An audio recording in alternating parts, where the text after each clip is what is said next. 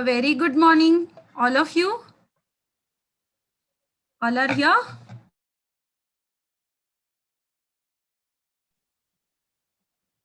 SNCC Rehab Foundation and Support Foundation for Autism and Development Disabilities welcomes you for today's topic.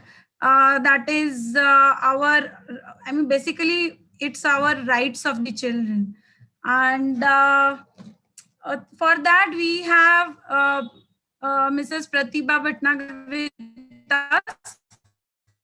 Now I will start with SNCC Rehab, a small introduction. It is Special Needs Integration Center. We are based in Nagpur.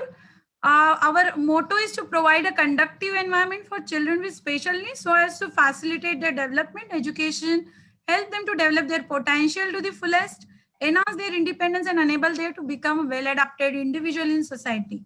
For that, we are going to introduce all the centers under one roof. This is in pipeline project, but right now our motto is to educate parent and develop their perspective towards right kind of directions and interventions, treatments.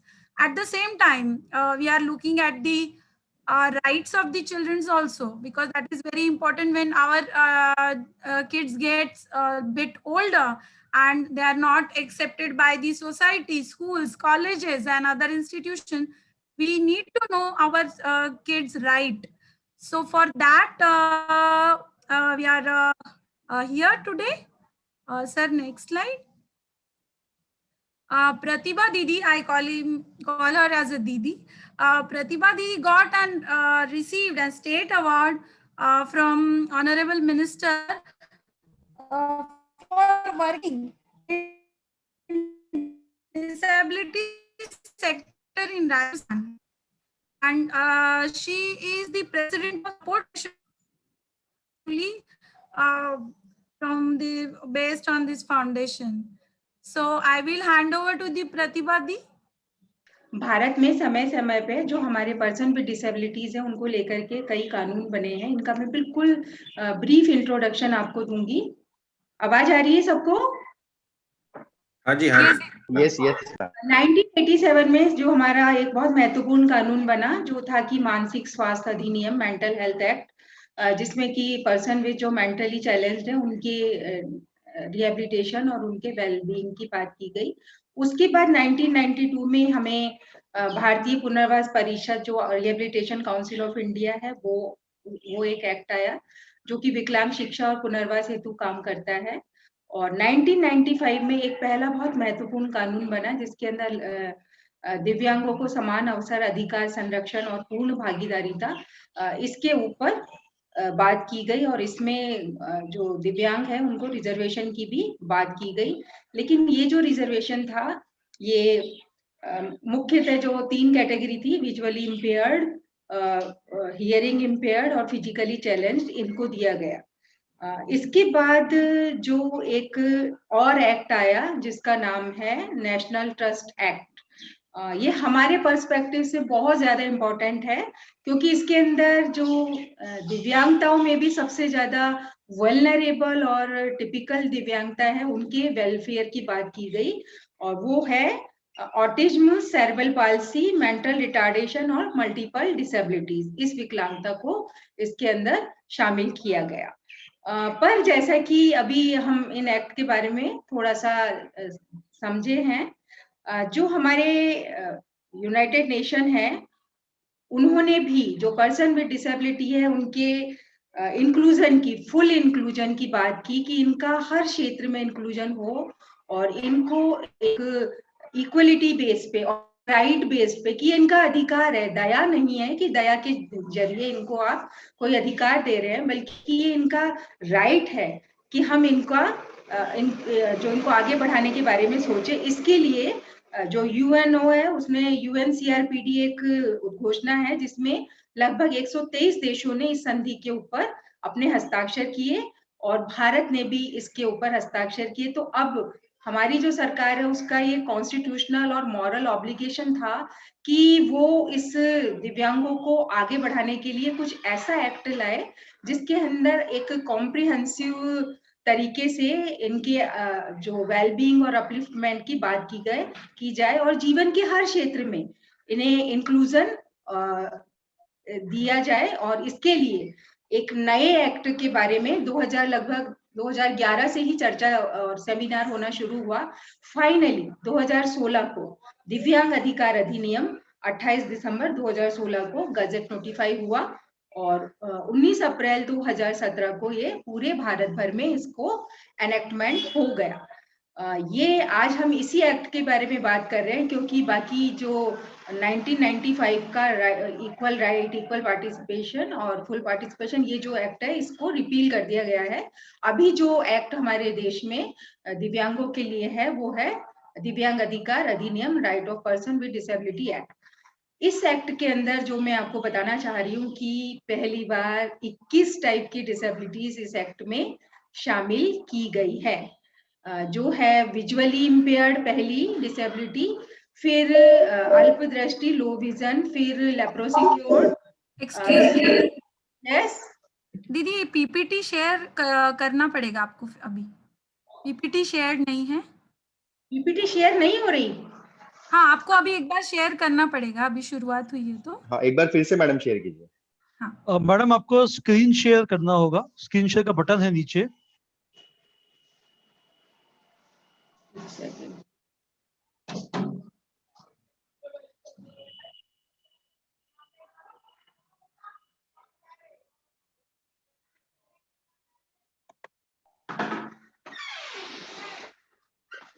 Screen share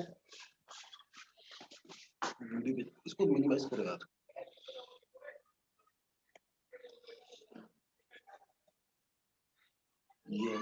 share screen.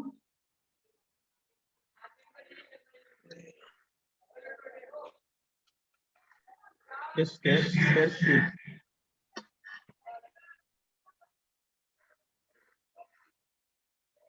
ये नीचे वाला ये है ना, share, ये share screen था ना अभी। हाँ कर दिया, लेकिन इसको क्लिक तो करना पड़ेगा ना। यही है ना पावर पॉइंट मेरा।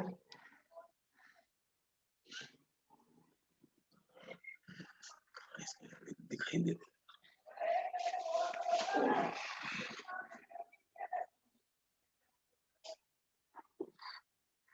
अभी दिख हाँ जी, रहा है? हाँ यस यस यस, एक्ट में जरूर हम लोग बात कर रहे हैं लेकिन टेक्निकल उसमें हम बहुत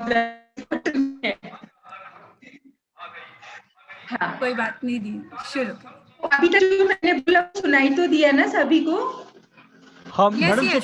सब सुनाई दिया, सब सुनाई दिया। Okay, thank you.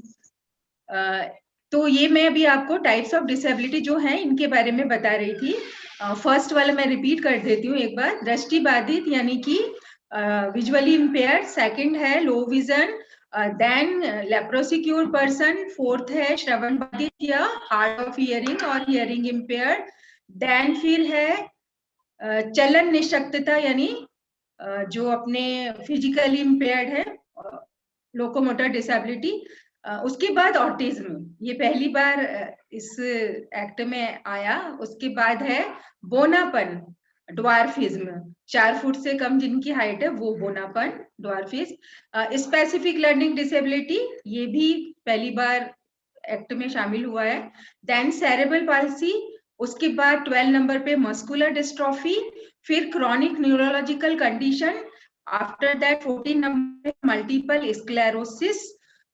उसके बाद कुछ ब्लड डिसऑर्डर है जिनमें है थैलेसीमिया, 16 नंबर पे haemophilia, 17 sickle cell disease, 18 number पे मल्टीपल डिसेबिलिटी, 19 नंबर पे एसिड अटैक विक्टिम और 28 नंबर पे पार्किंसन रोग और 21st नंबर जो है वो है speech and language disorder. And I think कि ये विश्व का शायद एकमात्र ऐसा एक्ट है जिसमें इतनी सारी दिव्यांगताएं शामिल की गई हैं। और इस एक्ट की एक जो बहुत महत्वपूर्ण बात है वो ये है कि अभी तक जो 1995 का एक्ट आया था उसमें ज्यादातर यही था कि सार्वजनिक क्षेत्र उनको इनका पालन करना पड़ता था, लेकिन ये जो अपना RPWD एक्ट 2016 आया, इसके अंदर ये जो सारे इसके प्रोविजन है इस एक्ट में, उनका पालन निजी क्षेत्र को भी करना पड़ेगा। तो ये एक एक्ट की बहुत बड़ी विशेषता है हमारे। अब मैं आपको इसका शॉर्ट में जो कुछ खास चीजें हमारे पर्सपेक्टिव में वो मैं आपको बताती हूँ। संवाद या कम्युनिकेशन, इसके अंदर ये है कि हम ये समझते हैं कि हम किस तरीके से पर्सन विद डिसेबिलिटी दूसरों से कम्युनिकेट कर सके। तो इसके ऊपर इस एक्ट की जो डेफिनेशन है उसके अंदर कुछ एक चीजें बहुत खास हैं कि हमारे जो पर्सन विद डिसेबिलिटी तक इंफॉर्मेशन पहुंचे, वो सिर्फ अभी हम ये मानते हैं कि जो विजुअली इम्पेयर्ड है तो वो ब्रेल में उनको इंफॉर्मेशन पहुंचे, बस हमारी यहीं तक सीमित थे। लेकिन इस एक्ट में क्योंकि जब डिसेबिलिटी की आ गई है तो उन सभी तक किस तरीके से सूचनाएं एक्सेसिबल हो इसके ऊपर बात की गई है, चाहे से वो विजुअली मतलब इंफॉर्मेशन दी जाए या हियरिंग इम्पेयर्ड को दी जाए, हमारे इंटेलेक्चुअल जो बच्चे हैं उन तक किस तरीके से वो सूचनाएं पहुंचाए, इसके बारे में भी बात की गई है। ह्यूमन रीडर यानी कि कोई व्यक्ति पढ़ करके बताए। मतलब सारी ये है कि जो भी सूचनाएं हैं वो हमारे पर्सन विद डिसेबिलिटी या चिल्ड्रन विद डिसेबिलिटी तक फुल्ली एक्सेसिबल हो, ये व्यवस्था करनी होगी। दूसरी एक खास चीज इस चैप्टर 1 की जो है कि सार्वजनिक क्षेत्र, अभी तक ये मानते थे सार्वजनिक क्षेत्र वो होता है जो कि गवर्नमेंट के अंदर में है, लेकिन नहीं, सार्वजनिक क्षेत्र इसमें ये माना गया है कि अगर कोई मॉल है और वहां पर पब्लिक का आना जाना है तो वो भी सार्वजनिक क्षेत्र के अंदर माना जाएगा और वहां वो सारी व्यवस्थाएं जो कि which is required for a person with disability वो उस मैनेजमेंट को करनी होगी। द नेक्स्ट जो डेफिनेशन है वो रीजनेबल अकोमोडेशन। ये टर्म बहुत ही ज्यादा महत्वपूर्ण है हमारे लिए और इस एक्ट में मैं सबसे ज्यादा फोकस इसी चीज पे देती हूँ। रीजनेबल अकोमोडेशन मीन्स कि दिव्यांगता के आधार पर समुचित सरकार ये सुनिश्चित करने का उपाय करेंगे कि उस व्यक्ति जो पर्सन विद डिसेबिलिटी है उसे वो सारी की सारी सुविधाएं मिले जिसके जरिए वो अपनी कैपेसिटी का मैक्सिमम यूटिलाइजेशन कर सके, यानी कि जो उसकी क्षमताओं में बाधा डाले ऐसी जो चीजें हैं उसको रीजनेबल अकोमोडेशन के जरिए सरकार सुनिश्चित करेगी कि वो चीजें उसके बैरियर फ्री एनवायरनमेंट मिले और इसके लिए कोई उसके ऊपर इकोनॉमिकल बर्डन नहीं पड़ेगा कि हमने आपके लिए रैंप बनाया तो इसका खर्चा आपको देना पड़ेगा, या हमने किसी बच्चे के लिए ऑडिबल फॉर्मेट में कोई इंफॉर्मेशन अवेलेबल कराई तो साहब इसका खर्चा उस बच्चे या उस बच्चे के पेरेंट्स को देना पड़ेगा। ये उस जगह की जिम्मेदारी है कि उस तक वो एक्सेसिबल इंफॉर्मेशन पहुंचे थ्रू रीजनेबल अकोमोडेशन।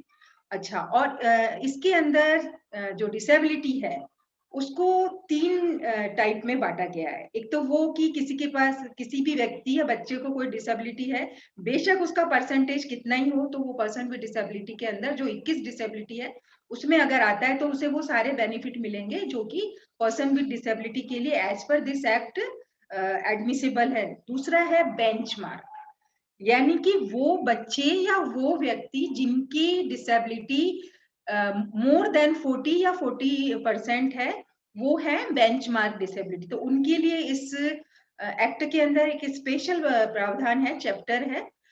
एक तीसरी टाइप की डिसेबिलिटी है जो कि हाई सपोर्ट नीड।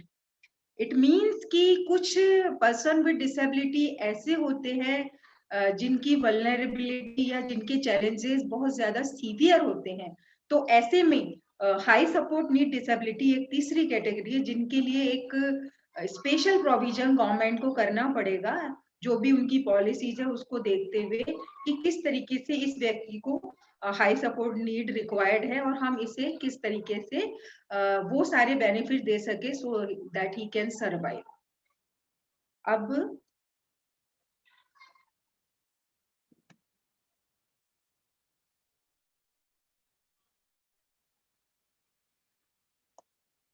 चैप्टर 2 मैं बहुत शॉर्ट में बताऊंगी, फिर मैं आपको जो अपने बच्चों के कॉन्टेक्स्ट में ज्यादा इंपॉर्टेंट चीजें हैं उसके ऊपर हम डिटेल में डिस्कस करेंगे। जो चैप्टर 2 है इसके अंदर ये है कि हर व्यक्ति को गरिमा के साथ जीने का अधिकार है और ये चीज करने की जिम्मेदारी सरकार की है। और इसके अंदर दिव्यांग महिला और बच्चे को इक्वल राइट और इक्वल पार्टिसिपेशन और they can live in their community. आप उनको on the ground of disability you can not deprive him कि आप कम्युनिटी में नहीं रह सकते, आप इस समाज के लिए खतरा है। हमने कई ऐसे एग्जाम्पल देखे हैं हमारे राजस्थान में, तो हमने बहुत न्यूज पढ़ी है, मुझे नहीं पता आपके यहाँ पे किस तरीके की परिस्थितियां हैं जिसमें कि जो मेंटली चैलेंज व्यक्ति को जंजीरों से बांध करके अब एक रूम में रखा गया और कई सालों तक वो व्यक्ति उसी रूम में उसको खाना वाना दिया जाता था ताकि वो बाहर नहीं निकल पाता था।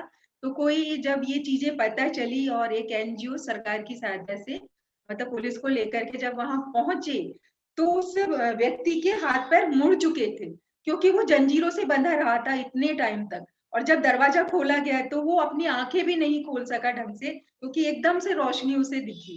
तो ऐसी जब परिस्थितियां होती हैं जहाँ सुनने को मिलता है कि इनको किस तरीके से इनके साथ ह्यूमिलिएशन होता है और उनको जो जरूरी इनकी जरूरत है उन तक पे ध्यान नहीं दिया जाता, इवन कई बार तो परिवार वाले भी त्याग देते हैं।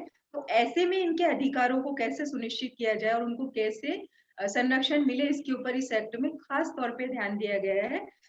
इसमें यह है कि विकलांग लोगों को जो भी किसी तरीके का ह्यूमिलिएशन और इनके साथ इनह्यूमन जो बिहेवियर है उसके लिए सरकार सुनिश्चित करेगी कि किस तरीके से ये सब कुछ ना हो।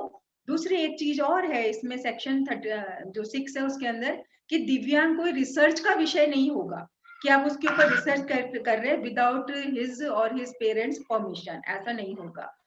दिव्यांग के साथ कोई अपराध होता है तो आप अपने जो एग्जीक्यूटिव मजिस्ट्रेट है आप उनके संज्ञान में ये बात ला सकते हैं, आप पुलिस में कंप्लेन कर सकते हैं। बाकायदा इस एक्ट के अंदर कई प्रोविजन है जिसके अंदर दंड की भी व्यवस्था है और ये पहली बार हुआ है कि आर्थिक दंड भी है और जेल और जुर्माने का प्रावधान भी है। किसी भी दिव्यांग को उसके माता पिता से अलग नहीं किया जा सकता तब तक जब तक कि सक्षम न्यायालय ये ना समझता हो कि ये बच्चे के ही हित में है कि उसकी प्रॉपर केयर नहीं हो रही है, इसलिए उसे अलग किया जा रहा है। नेक्स्ट जो है कि दिव्यांग व्यक्ति को परिवार नियोजन की जानकारी एवं बिना सहमति के कोई भी चिकित्सा पद्धति को रोकने का अधिकार।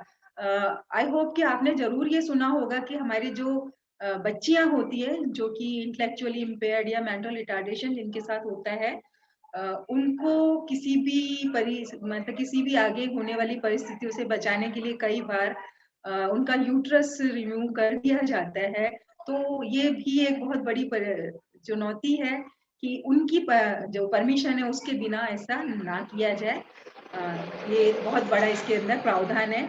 इसके अलावा जो सेक्शन 11 है उसमें ये है कि दिव्यांग व्यक्ति के लिए जो वोटिंग राइट है क्योंकि उसे भी वोट देने का अधिकार है, तो जो इलेक्शन कमीशन है वो इंश्योर करेगा कि किस तरीके से एक्सेसिबल वोटिंग वो कर सके। तो इसके लिए पूरी व्यवस्था और ये मतलब हर स्टेट में ही है, इसके ऊपर तो बहुत काम हुआ है। दिव्यांग व्यक्ति को बिना किसी भेदभाव के समानता के आधार पर सभी योजनाएं प्रोग्राम सुविधाएं मिलेंगी। और विधिक सेवा प्राधिकरण, आई होप कि आप में से कितने लोग लीगल जो एड सर्विसेज हैं उनके बारे में जानते होंगे। हमारे जो मैं हर जो भी हमारी वेबिनार होती है उसमें इस विषय पे जरूर बोलती हूँ क्योंकि जो लीगल अवेयरनेस है वो बहुत जरूरी है हमारे मामले में। अगर मैं अपनी बात करूँ तो मेरे बेटे अक्षय के बारे में लगभग सभी लोग जानते हैं क्योंकि इसके ऊपर एक वेबिनार हो चुकी है अक्षय के चैलेंजेस के ऊपर और स्ट्रगल पे। हमने जो भी कुछ स्ट्रगल किया उसमें लीगल राइट्स बहुत ज्यादा महत्वपूर्ण रहे। जब मेरे सामने चैलेंज आया, चाहे से वो स्कूल का चैलेंज था या डिसेबिलिटी सर्टिफिकेट बनाने का चैलेंज था, क्योंकि उस टाइम डिसेबिलिटी सर्टिफिकेट में MR लिखा जाता था, जबकि मेरा बेटा ऑटिज्म से अगर प्रभावित है तो उसके सर्टिफिकेट में ऑटिज्म होना चाहिए। तो उसके लिए हमें कोर्ट जाना पड़ा और फिर उसके बाद कॉलेज में एडमिशन जब नहीं दिया गया तब हमें कोर्ट अप्रोच करना पड़ा, डिसेबिलिटी कमीशन कोर्ट में गए थे तब हम। आफ्टर दैट जब उसका ग्रेजुएशन हो गया तो उसके बाद रोजगार के लिए, क्योंकि ऑफलाइन पेपर तो आजकल ऑफलाइन फॉर्म तो आजकल एक्सेप्ट करते नहीं है, हर चीज ऑनलाइन होती है। ऑटिज्म जो डिसेबिलिटी थी उसका फॉलो भी नहीं होता था। देन भी जब हमें हाई कोर्ट में करीब 12-13 हमारी याचिकाएं चली, हर बार इंटरिम लेके हम उसे उसमें फॉर्म भरवा पाते थे। तो ये एग्जाम्पल सिर्फ मैं आपको इसलिए बता रही हूँ कि आप जब तक अपने बच्चों के लीगल राइट्स के बारे में नहीं जानेंगे, तब तक हमारे बच्चों को उनका अधिकार मिलना बहुत मुश्किल है। क्योंकि कई बार तो ये होता है कि अधिकारियों को खुद नहीं पता कि क्या प्रोविजन है हमारे बच्चों को लेकर। इसीलिए जो यहाँ है लीगल राइट्स के बारे में, और लीगल राइट्स में एक सबसे बड़ी समस्या ये भी आती है कि थोड़ा मनी का प्रॉब्लम आता है कि हम कितने केस कर रहे हैं, दिक्कत है। तो जो नालसा है राष्ट्रीय स्तर पे है, आपके जो स्टेट के स्तर पे डालसा होती है, और इसके बाद अपने होती है डालसा, मतलब कि डिस्ट्रिक्ट वो एडवोकेसी जो अपने एडवाइजरी बोर्ड होते हैं, इसको लेकर के अलग चीज है ये। और यहाँ पे लीगल अवेयरनेस कैंपेन होते हैं, लीगल अवेयरनेस जो अपने डालसा है, ये हमको मुफ्त में विधिक सहायता, यानी वकील भी हमें मुफ्त में दिलवाते हैं। अगर हम कोई लीगल गाइडेंस चाहते हैं, असिस्टेंस चाहते हैं, वो भी हमें मुफ्त में दिया जाता है। और ये हर स्टेट में होता है, हर डिस्ट्रिक्ट में होता है, इवन जो तालुका होती है वहां पे भी होती है इनकी व्यवस्था। इसके बाद जो दिव्यांगों के कानूनी मुद्दे हैं, उनमें सेक्शन 13 है कि वित्तीय मुद्दे नियंत्रित करना, चल अचल संपत्ति का मालिकाना अधिकार दिया गया है। ये भी पहली बार दिया गया है कि हमारे जो लीगल राइट को मान्यता दी गई है पर्सन विद डिसेबिलिटी को। ज्यादातर हमारे जो इंटेलेक्चुअल बच्चे हैं उनके मामले में हम ये मानते हैं कि उन्हें इन चीजों को मैनेज करना नहीं आता, पर इसके अंदर वो मैं आगे चल के आपको शॉर्ट में बता पाऊंगी कि किस तरीके से 2 टाइप की लीगल गार्जियनशिप रखी गई है। दूसरा लास्ट ये है कि दिव्यांग व्यक्ति को आंशिक अथवा पूर्ण संरक्षण, यानी कि फुल गार्जियनशिप या लिमिटेड गार्जियनशिप, ये हमारे नजरिए से बहुत ज्यादा इंपॉर्टेंट है।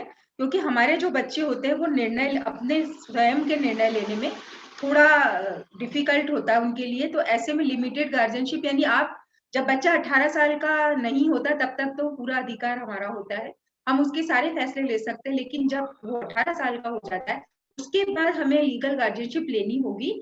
और उसमें 2 टाइप की लीगल गार्जियनशिप का इस एक्ट में प्रावधान है। एक तो कंप्लीट कि हम पूरे वो अपने निर्णय नहीं ले सकता, इसलिए हम उसकी कंप्लीट गार्जियनशिप ले रहे हैं। दूसरी कि लिमिटेड गार्जियनशिप की हम उसके फाइनेंशियल मैटर या कोई और ऐसे मैटर जिसमें वो अपने डिसीजन नहीं ले सकता, तो हम उसके अंदर उसका जो गार्जियनशिप है वो ले सकते हैं। नेक्स्ट जो चैप्टर है जो हमारे हिसाब से बहुत ज्यादा इंपॉर्टेंट है, दैट इज शिक्षा या एजुकेशन। इसके अंदर दिव्यांगों को शिक्षा सुविधाओं तक सुगम पहुंच, यानी एक्सेसिबल हो। और इसमें एक जो महत्वपूर्ण बात है कि ना सिर्फ सरकारी स्कूल, मतलब सिर्फ गवर्नमेंट स्कूल नहीं, बल्कि वो सारे स्कूल जो कि मान्यता प्राप्त हैं अपने स्टेट एजुकेशन बोर्ड से या वो फंडिंग लेते हैं, इन सबको ये सारे प्रोविजन मानने पड़ेंगे। हमारे बच्चों को एडमिशन देना होगा, और कोई भी बच्चा on the ground of disability can not deny कि हम आपके बच्चे को एडमिशन नहीं देंगे। हमारे बच्चे को अधिकार है कि वो किसी भी मेन स्ट्रीम स्कूल में जाके एजुकेशन ले सकता है। मैं जो मानती हूँ ये है कि जो स्पेशल स्कूल होते हैं वो उन बच्चों के लिए बहुत अच्छे होते हैं जहाँ सीवियरिटी ज्यादा हो, पर जहाँ माइल्ड और मॉडरेट स्थिति है वहाँ पे मेन स्ट्रीम स्कूल बहुत बड़ा जो रोल है वो अदा करते हैं। उस बच्चे के जो पर्सनालिटी डेवलपमेंट में बहुत बड़ा रोल होता है उनका।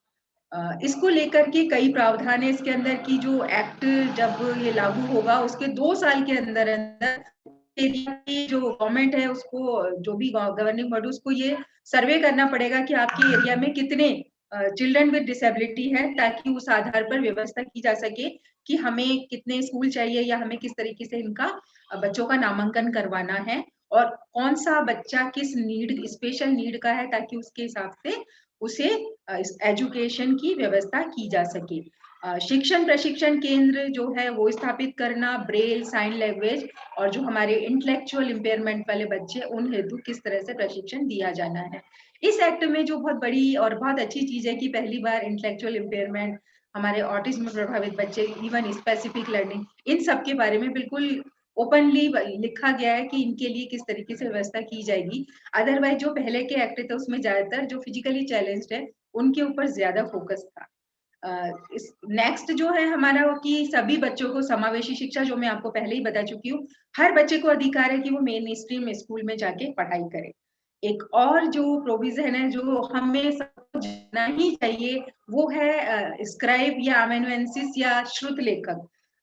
श्रुत लेखक क्या होता है? जो जैसे मैं एक एग्जांपल देती हूँ, एक पर्सन विथ विजुअली इम्पेयर्ड जो अपना पेपर नहीं लिख सकता, ऐसे में उसको एक स्क्राइब या अमेनुंसियस श्रुतलेखक की सुविधा दी जाती है, जो वो बोलता है आंसर और जो श्रुतलेखक होता है वो लिखता है उसकी तरफ से आंसर।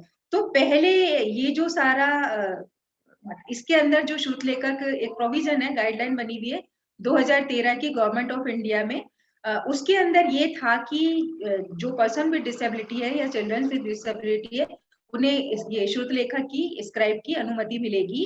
दूसरा, इन्हें एक्स्ट्रा टाइम दिया जाता है, इस पे आप लोग ध्यान दीजिएगा। अगर हमारे बच्चे जैसे बोर्ड में आ रहे हैं तो उन्हें एक्स्ट्रा टाइम मिलेगा, हर घंटे पर 20 मिनट्स एक्स्ट्रा। तो if it is 3 hours paper तो 1 घंटा एक्स्ट्रा मिलेगा। साथ ही सेकंड लैंग्वेज से एग्जाम्पशन मिलता है हमारे बच्चों को, अगर वो नहीं लेना चाहता, कोई लैंग्वेज छोड़ना चाहता है तो उससे उसको एग्जाम्पशन मिलेगा। थर्ड लैंग्वेज जैसे संस्कृत या कहीं कोई और लोकल लैंग्वेज होती है उससे एग्जाम्पशन मिल सकता है। दूसरी, इनके लिए मॉडिफाइड करिकुलम की बात है कि इनके लिए पेंटिंग और दूसरे जो कंप्यूटर, इवन फिजिकल एजुकेशन है वो भी इनके उसमें ले लिया है कि आप एज ए सब्जेक्ट ये ले सकते हैं। और परीक्षा व्यवस्था में संशोधन जो मैंने अभी आपको बताया, तो ये एक बहुत महत्वपूर्ण प्रोविजन है। वी मस्ट नो कि ये जो सारे प्रोविजन है इनकी जानकारी हमें हो और हम इनका किस तरीके से फायदा उठाएं। अगर आपको नॉलेज होगी तभी आपके बच्चे जो पढ़ाई कर पा रहे हैं वो इन सारे प्रोविजन का लाभ उठा पाएंगे। यही हुआ, जो स्क्राइब का प्रोविजन था, मुझे जब पता चला, हमने इसके लिए हाई कोर्ट में अपील किया और उसके बाद हमें स्क्राइब मिला, पर उन लोगों ने उस स्क्राइब को जो क्वेश्चन से रीड आउट करने दिया। क्वेश्चन में क्या पूछा जा रहा है, ये हमारे ऑटिज्म में जो बच्चे होते हैं, ऑटिज्म से प्रभावित, उनके लिए थोड़ा जो लिखी हुई लैंग्वेज है वो समझना मुश्किल होता है। हमें उन्हें समझाना पड़ता है कि आपसे ये पूछा जा रहा है, बट वो उन लोगों ने अलाउ नहीं किया और इसका रिजल्ट ये निकला कि जो मेरा बेटा है अक्षय, वो उस एग्जाम में सक्सेस नहीं हो सका। इस मैटर को लेके जब हम हाई कोर्ट में दोबारा गए, वहां हमने ये चीज बताई कि ऑटिज्म जो डिसेबिलिटी है उसके अंदर जरूरी है। उन्हें पता होता है कि इसका आंसर क्या है, जब तक लेकिन वो उस क्वेश्चन को वर्ड टू वर्ड नहीं समझ पाते। आपको एक्सप्लेन करना पड़ेगा। फॉर एग्जाम्पल, अपोजिट पूछा गया है कि इस जो नीचे दिए गए वो शब्द हैं उनके अपोजिट बताइए। अगर राइटर सिर्फ ऐसे बोल रहा है कि जो नीचे दिए गए शब्द हैं उनके विलोम शब्द बताइए, तो आई डोंट थिंक कि बहुत सारे बच्चे हमारे जो ऑटिस्टिक है या इंटेलेक्चुअली इम्पेयर्ड है वो उसे बताने में मतलब सक्सेसफुल होंगे।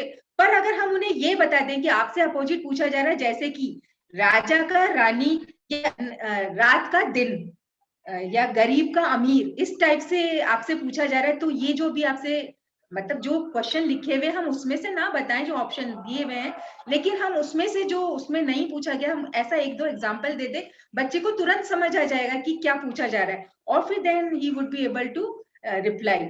तो यहाँ हमने हाई कोर्ट में अपील की हमने कि हमें प्रॉम्प्टिंग की अनुमति दी जाए ताकि हम बच्चे को समझा सके कि आपसे क्या पूछा जा रहा है, और फिर वो हमें उसकी जो हाई कोर्ट है उन्होंने ऑर्डर दिया कि इनको प्रॉम्प्टिंग एंड डिस्क्राइब दोनों की अनुमति दी जाती है। तो यहाँ ये मैं इसलिए बता रही हूँ कि ये नॉलेज अगर आपको होगी तभी आप अपने बच्चे के लिए जो भी लड़ाई है वो आगे लड़ पाएंगे, क्योंकि हमें हर कदम पर हमें संघर्ष करना पड़ता है। एक जो फिजिकली चैलेंज होता है वो अपनी बात खुद कह देता है और वो खुद अपना संघर्ष करने में काफी हद तक सक्षम होते हैं, लेकिन हमारे बच्चों के मामले में पेरेंट्स को आगे बढ़ करके फाइट करना पड़ता है, स्ट्रगल करना पड़ता है, आर्ग्यू करना पड़ता है कि ये नियम है और अगर नहीं है तो क्यों नहीं है। तो ये दोनों तरफ से हमें ही अपने बच्चों की बात कहनी है, इसलिए ये सारे जो रूल्स हैं और जो भी एक्ट आए उनके बारे में जानकारी जुटाना बेहद जरूरी है हमारे लिए। इसके बाद जो है वो 6 से 18 साल के बच्चों को फ्री एजुकेशन है, उनको फ्री में लर्निंग मटेरियल दिया जाएगा, जो भी डिवाइस की जरूरत है, लैपटॉप वगैरह या मोबाइल अगर पढ़ने के लिए जरूरी है वो उसकी सारी व्यवस्था है। दिव्यांग प्रौढ़ शिक्षा को भी बढ़ावा देने की बात की गई है इसके अंदर। नेक्स्ट जो अपना चैप्टर है वो कौशल विकास है, ये भी हमारे बच्चों के हिसाब से बहुत ज्यादा इम्पोर्टेंट है। कि हमारे सारे बच्चे एकेडमिक्स में बहुत आगे नहीं बढ़ पाते, तो वो हमारे बच्चों की, कुछ बच्चों की फंक्शनल स्किल बहुत अच्छी, तो हम उन्हें किस तरीके से ट्रेन करें कि वो अपनी लाइफ में आगे खुद कुछ ऐसा काम कर सके ताकि इकोनॉमिकली वो इंडिपेंडेंट हो। तो इस एक्ट के अंदर जो एजुकेशन है, खास तौर पे वोकेशनल एजुकेशन और स्वरोजगार की बात है, उसका बहुत फोकस किया गया है। और ऑटिज्म और जो इंटेलेक्चुअल इम्पेयरमेंट है उनके मामले में खास तौर पे ये लाइन ऐड की गई है कि जो जैसे मान लीजिए, मैं एक एग्जांपल देती हूँ, कोई कंप्यूटर कोर्स किसी बच्चे को कराया, बट उसके पास पूरा सर्टिफिकेट है, लेकिन जब वो गया ऑफिस के अंदर वहां वो कुछ नहीं कर पाया, क्योंकि वहां की जो स्पेसिफिक नीड है, ऑफिस में किस तरीके से प्रोग्राम रन होगा, किस तरह से उसे काम करना है, वो उसे नहीं पता, तो वो कंप्यूटर नॉलेज उसकी वहां बेकार हो गई। इसलिए जो ऑफिस में रिक्वायरमेंट है या मार्केट नीड है, उस हिसाब से उस बच्चे को ट्रेन किया जाए ताकि वो अपने जीवन में कुछ मीनिंगफुल काम में लग सके। हमारे बच्चों के लिए कंसेशनल रेट पे लोन की भी व्यवस्था है।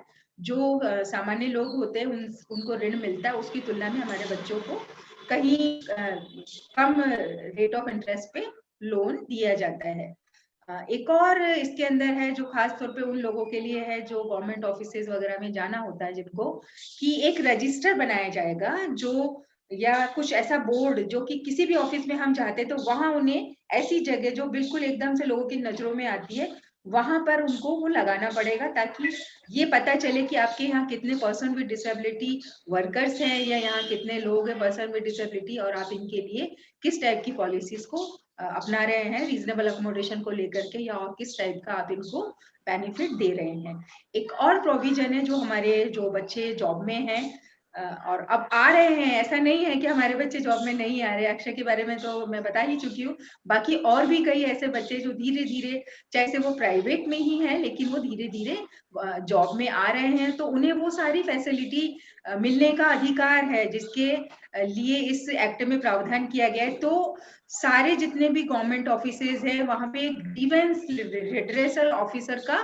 प्रोविजन रखा गया है, जिसके अंदर ये होगा कि जो अगर कोई पर्सन विद डिसेबिलिटी के साथ, जो एम्प्लॉय है वहां का, उसके साथ कोई ऐसा इश्यू आ जाता है जहाँ पे उसके राइट्स को लेकर के ह्यूमिलेशन हो रहा है या उसके साथ कुछ गलत हो रहा है, तो वो अपनी शिकायत ग्रीवेंस रिड्रेसल ऑफिसर को दे सकता है, और 2 हफ्ते के अंदर यानी with in 15 days grievance redressal officer को इसके ऊपर कार्रवाई करनी होगी। और इवन देन अगर वो उसने कोई ऐसी कार्रवाई की जिससे वो person with disability is not satisfied, तो वो जो हमारे कमिश्नर, डिसेबिलिटी कमिश्नर हर स्टेट में होते हैं, इसके बारे में भी मैं आपको बताऊंगी, तो वहां वो अपने जो विरोध है वो दर्ज कर सकता है और शिकायत और रिलीफ के लिए आगे बढ़ सकता है।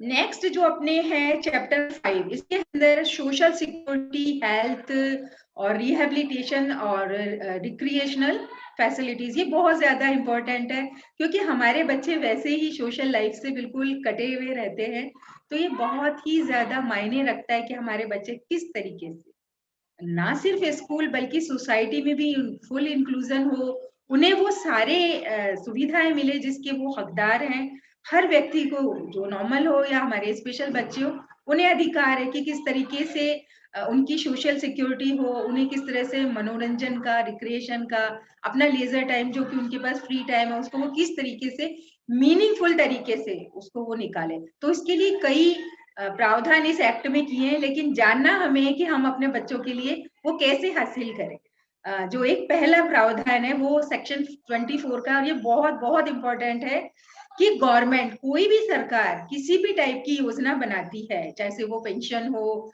चाहे से वो कोई प्रोत्साहन राशि हो या कोई पुरस्कार राशि हो, तो जो नॉर्मल बंदों को, मतलब जो दूसरे, जो डिसेबिलिटी से अलग है, उनको जो राशि दी जा रही है उसके अंदर 25% ऐड करके हमारे जो पर्सन विद डिसेबिलिटी है, चिल्ड्रन विद डिसेबिलिटी है, उनको वही की वही राशि उनको एक्स्ट्रा दी जाएगी, क्योंकि हमारे चैलेंजेस ज्यादा हैं। इसलिए इस एक्ट के अंदर ये प्रावधान है कि 25% एक्स्ट्रा जो राशि है वो हमारे पर्सन विद डिसेबिलिटी को दी जाएगी।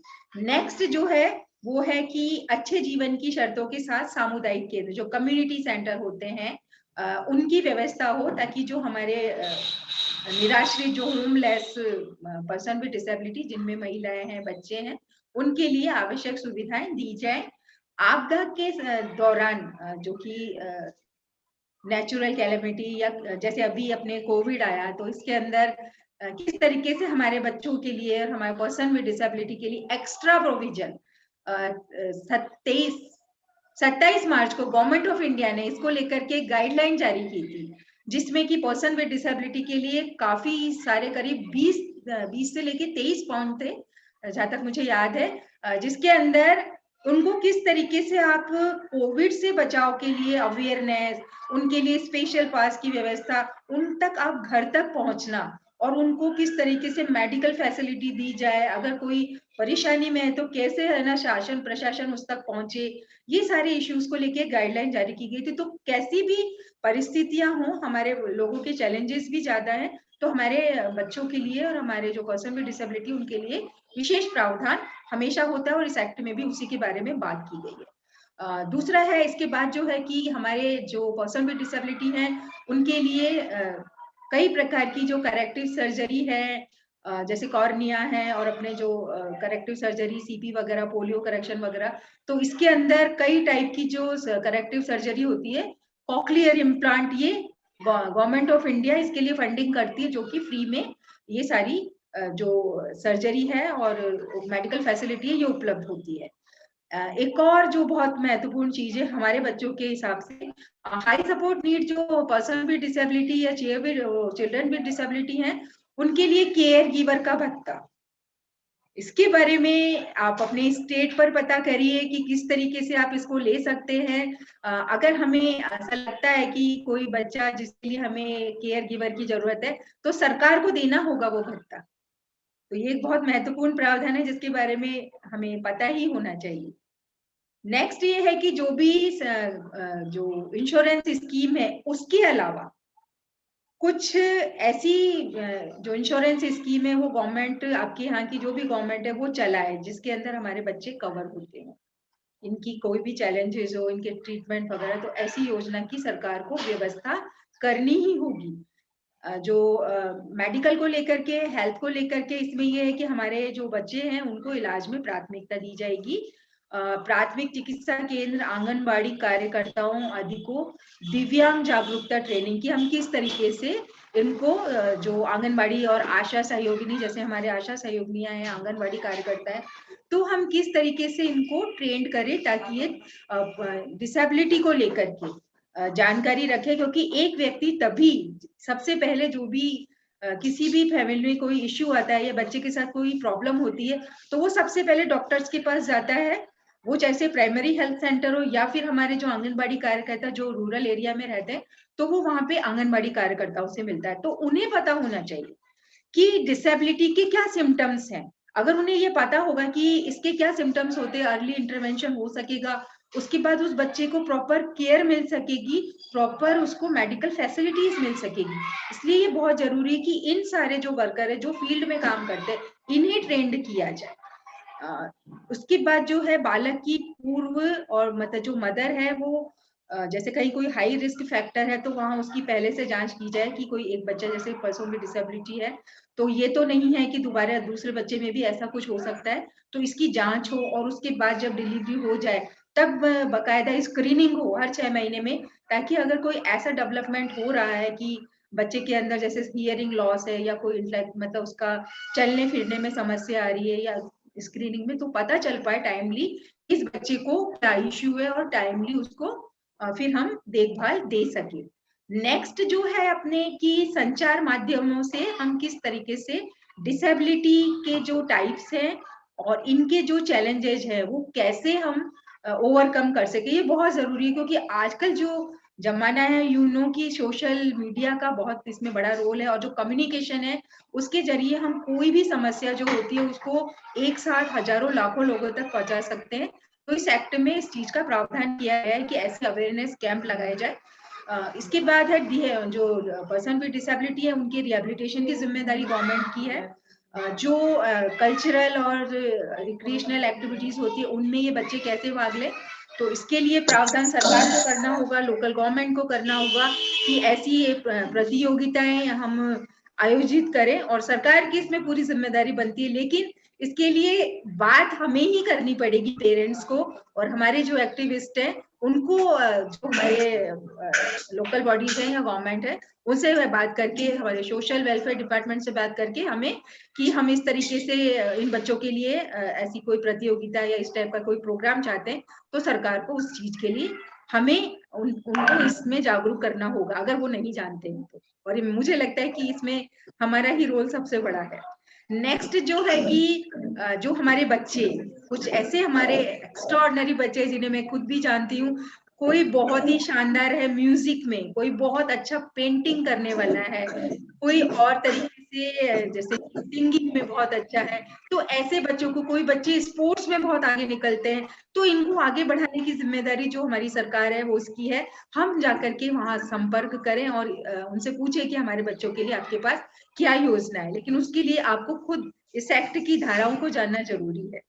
जैसा मैंने अभी बताया, इसके अलावा इसमें एक ऐतिहासिक संग्रहालय की बात की गई है। वो क्या है वो मैं आपको बताती हूँ। इसमें ये है कि जो डिसेबिलिटीज से रिलेटेड, सबसे पहले तो इस म्यूजियम के अंदर डिसेबिलिटी क्या होती है, डिसेबिलिटी कितने प्रकार की होती है, कैसे हम डिसेबिलिटी को जाने, ये आता है इसके अंदर। उसके बाद हम किस तरीके से इनके जो चैलेंजेस है उनको ओवरकम कर सकते हैं, किस किस टाइप की थेरेपीज और किस किस टाइप की मेडिकल फैसिलिटीज उपलब्ध हैं, ताकि हमें पता चले कि किस तरीके से हम अर्ली इंटरवेंशन के जरिए इनको कंट्रोल करें। साथ ही अगर बच्चे को डिसेबिलिटी हो गई तो हम किस तरीके से उसको एक मीनिंगफुल लाइफ देने के लिए तैयार करें, रिहेबिलिटेशन के गवर्नमेंट की क्या क्या स्कीम्स है।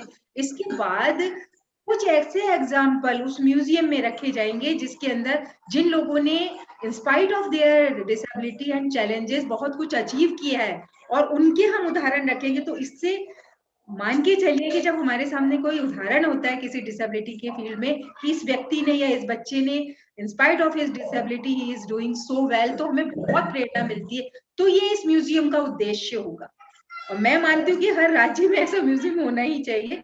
एक सेंसरी पार्क की भी बात की गई है जिसके अंदर हमारे बच्चों को सेंसरी एक्सपीरियंस दिया जाए। कुछ एक राज्य में तो ये शुरुआत हो गई है सेंसरी पार्क की। खेल संबंधी मुझे उम्मीद है कि आप सब लोगों को पता होगा कि हमारे बच्चों के लिए पैरा स्पोर्ट्स और स्पेशल स्पोर्ट्स होते हैं, और अगर आपको नहीं पता तो हम इसके बारे में कभी और भी अलग से भी बात कर सकते हैं। जैसे नॉर्मल बंदों के लिए स्पोर्ट्स के कंपटीशन होते हैं, वैसे ही हमारे जो विशेष योग्यजन बच्चे या विशेष योग्यजन होते हैं, इनके लिए विशेष प्रावधान होते हैं कि हर राज्य में एक पैरा जो स्पोर्ट्स बॉडी होती है या स्पोर्ट्स की बॉडी होती है, वो खेलों को आयोजित करती है, और इसमें बच्चे भी बहुत अच्छी तरह से पार्टिसिपेट करके बहुत मेडल जीतते हैं। वो स्पेशल ओलंपिक में जाते हैं, पैरा ओलंपिक में जाते हैं। तो इन चीजों पे आप ध्यान दीजिए। अगर आपका बच्चा मान लीजिए वो एकेडमी में नहीं जा पा रहा, तो स्पोर्ट्स में लेके आइए उसे। रास्ते हमारे बच्चों के लिए बहुत है।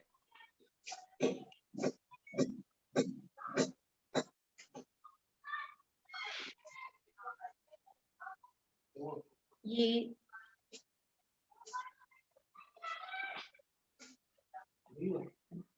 अब जो मैं आपको बता रही थी कि एक जो दूसरा कैटेगराइजेशन किया गया वो है बेंचमार्क दिव्यांगता, यानी कि जो 40% या उससे अधिक जिनकी डिसेबिलिटी परसेंटेज है, तो उनके लिए क्या क्या व्यवस्था की गई है सरकार की तरफ से। ये हैं दिव्यांगों हेतु 6 से 18 साल के जो बच्चे हैं, उनको पास के जो उनके नजदीक का जो स्कूल है वहां पे निःशुल्क शिक्षा दी जाएगी। नेक्स्ट है कि उच्च शिक्षण संस्थाओं में और अन्य शिक्षण संस्थाओं में 5% रिजर्वेशन। ध्यान रखिए कि हमारे बच्चों के लिए 5% सीट्स रिजर्व रखी जाती है, तो कोई भी इस आधार पे मना नहीं कर सकता कि सीट्स अवेलेबल नहीं है। नेक्स्ट जो है कि आरक्षण हेतु पदों की पहचान, ये पहली बार हुआ है, और मैं इस चीज को सबसे ज्यादा इस एक्ट की बहुत बड़ी हमारे जो पर्सन विद डिसेबिलिटी है, खासतौर पे ऑटिस्टिक या इंटेलेक्चुअल, उनको स्ट्रेंथन करने या उनके एम्पावरमेंट के लिए जो कदम उठाया गया है, उसमें से एक कदम ये बहुत महत्वपूर्ण है कि सरकारी नौकरियों में हमारे बच्चों के लिए 1% रिजर्वेशन दिया गया है। पहला जो कैटेगरी है वो विजुअली इम्पेयर्ड और लो विजन की है। सेकंड जो कैटेगरी है वो हियरिंग इम्पेयर्ड और हार्ड ऑफ हियरिंग की है। थर्ड कैटेगरी है वो लोकोमोटर डिसेबिलिटी है, जिसके अंदर cerebral palsy, leprosy cured, acid attack victim, dwarf और मस्कुलर डिस्ट्रोफी, जिन्हें रिजर्वेशन मिल रहा है गवर्नमेंट में। और पहली बार जो फोर्थ कैटेगरी आई है, that is autism, intellectual impaired person, specific learning disability और मेंटल इलनेस। ये 4 ऐसी विकलांगता है जिनके बारे में कहीं कोई नौकरी की बात ही नहीं करता था। आप क्योंकि पेरेंट्स है इसमें ज्यादातर, हमारे जो बच्चे हैं उन्हें प्राइवेट में तो जॉब मिलता ही नहीं था, क्योंकि हमारे बच्चों को बहुत अंडर असेस किया जाता है कि ये कुछ नहीं कर सकते।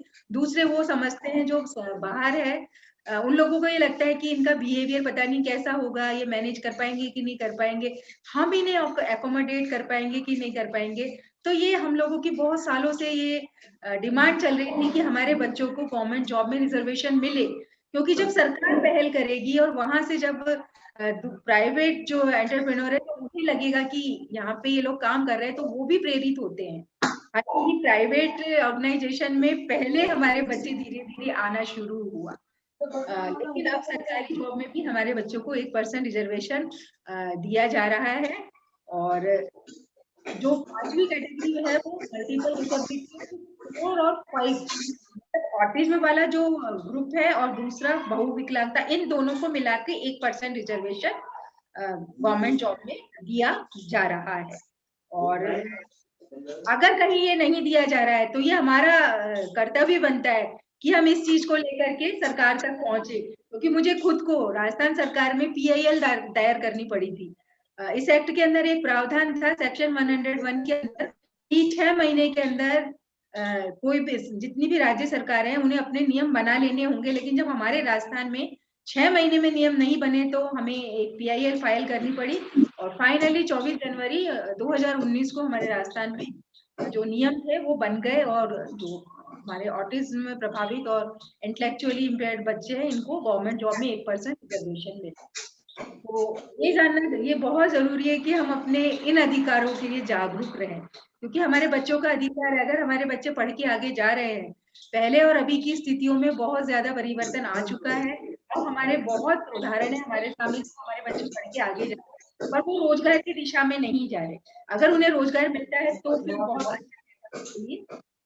नेक्स्ट जो है कि निजी क्षेत्र में यदि कार्यबल में 5%, यानी कि जो प्राइवेट एंटरप्रेन्योर है अगर उनके जो वर्क फोर्स है उसमें 5% दिव्यांग जन है, तो जो गवर्नमेंट है वो उस एंटरप्रेन्योर को कई इंसेंटिव देगी ताकि वो मोटिवेट हो इन लोगों को हायर करने के लिए। तो ये बहुत अच्छा प्रोविजन है। इसके अलावा कुछ एक चीजें और है जो मैं आपको इन शॉर्ट बताना चाहती हूँ कि जो हमारे पर्सन विद डिसेबिलिटी है उनके लिए जो भी योजनाएं बनती है, इसमें जो जमीन होती है खेती भूमि उसमें 5% इनको आरक्षण होता है। मकान आवंटन और डेवलपमेंटल स्कीम जैसे मनरेगा वगैरह होता है, इनमें हमारे जो पर्सन विद डिसेबिलिटी ने 5% आरक्षण दिया जाता है, जो उनको जो रोजगार देना है। जो गरीबी उन्मूलन की योजना है उनमें प्रायोरिटी है। भूमि खरीदने हेतु जैसे कोई होम बनाना चाहता है इन बच्चों के लिए या कोई सेंटर रिहेबिलिटेशन सेंटर, तो उनको कंसेशनल रेट पे ये सारी चीजें दी जाती है।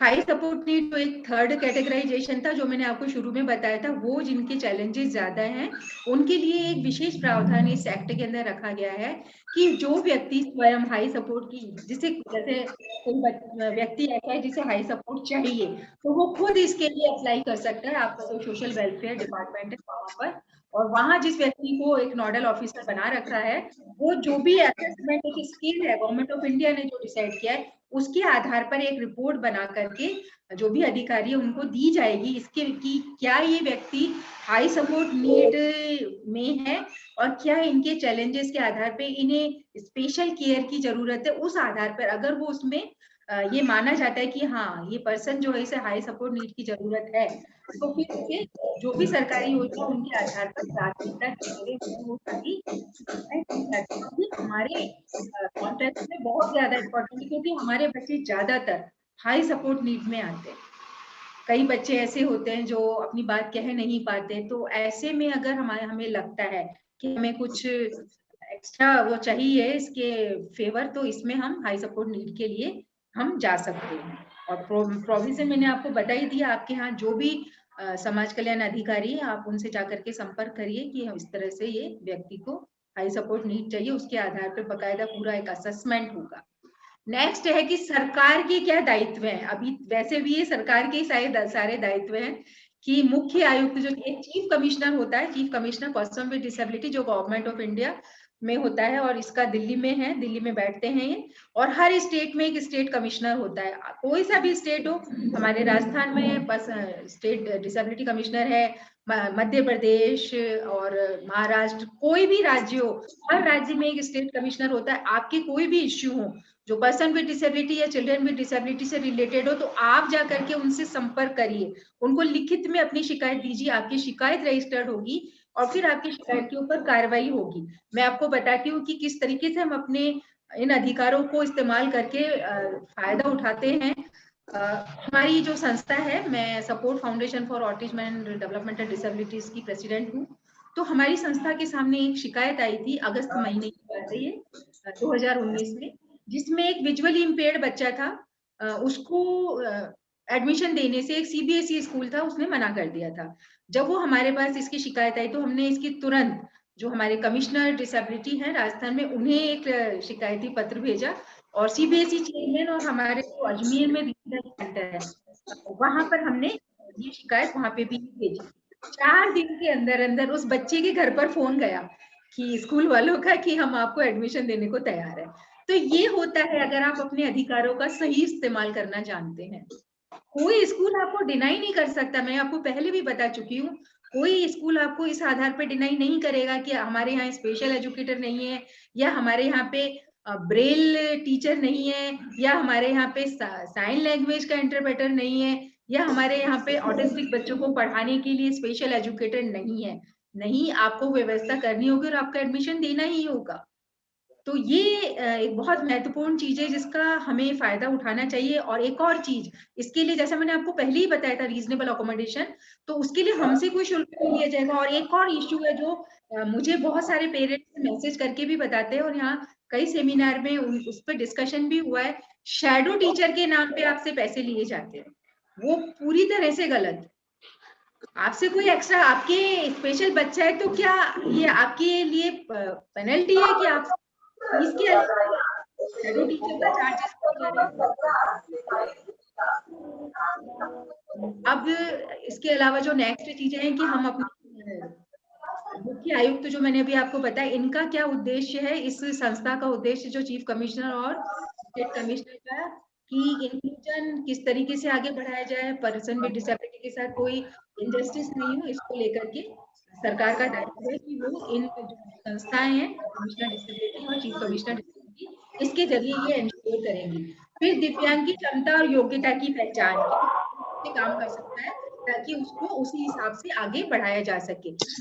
कॉलेज और सभी प्रकार के ट्रेनिंग के पाठ्यक्रमों में ये कानून शामिल करना, ये बहुत महत्वपूर्ण चीज है कि अगर जो हमारे बच्चे नॉर्मल बच्चे हैं वो पढ़ाई कर रहे हैं, आगे जाके उन्हीं एग्जीक्यूटिव बनता है, कोई कहीं ऑफिसर, डॉक्टर, वकील, इन्हीं में से बनते, तो इनको शुरू से पढ़ाया जाना चाहिए डिसेबिलिटी क्या होती है, डिसेबिलिटी के टाइप्स क्या होते हैं, डिसेबिलिटी को लेकर के क्या क्या कानून भारत सरकार में बने, ताकि इनके अंदर एक समझ डेवलप हो शुरू से। और इसके अलावा इसके अंदर ये भी है कि बकायदा इवन जो एमएलए, एमपी, जजेस, डॉक्टर, आंगनबाड़ी कार्यकर्ता और जो आरएएस, आरपीएस जैसे हमारे राजस्थान के वो हैं एडमिनिस्ट्रेटर, ऐसे आपके जो एडमिनिस्ट्रेटिव सर्विस के हैं, इन सबको स्कूल, कॉलेज, यूनिवर्सिटीज, इन सबको जो भी स्टाफ है उसे ट्रेंड किया जाए अबाउट आरपीडब्ल्यूडी एक्ट, ताकि उन्हें पता चल सके कि इस एक्ट के अंदर क्या प्रावधान है और हमें जो हमारे निदेशक हो, कोई ऑफिस हो या कोई स्कूल हो या कोई संस्था हो, कि किस तरीके से हमें पर्सन विद डिसेबिलिटी को वो सारी चीजें देनी है जो इस एक्ट के अंदर लिखी गई है। तो ये ट्रेनिंग का एक बहुत महत्वपूर्ण क्लॉज डाला गया है और मैं समझती हूँ कि जितने भी हमारे स्टेट एक्टिविस्ट हैं वो इस चीज को इंश्योर करें कि आपके यहाँ पे ब्यूरोक्रेट्स वगैरह को इस टाइप की ट्रेनिंग जरूर दी जाए।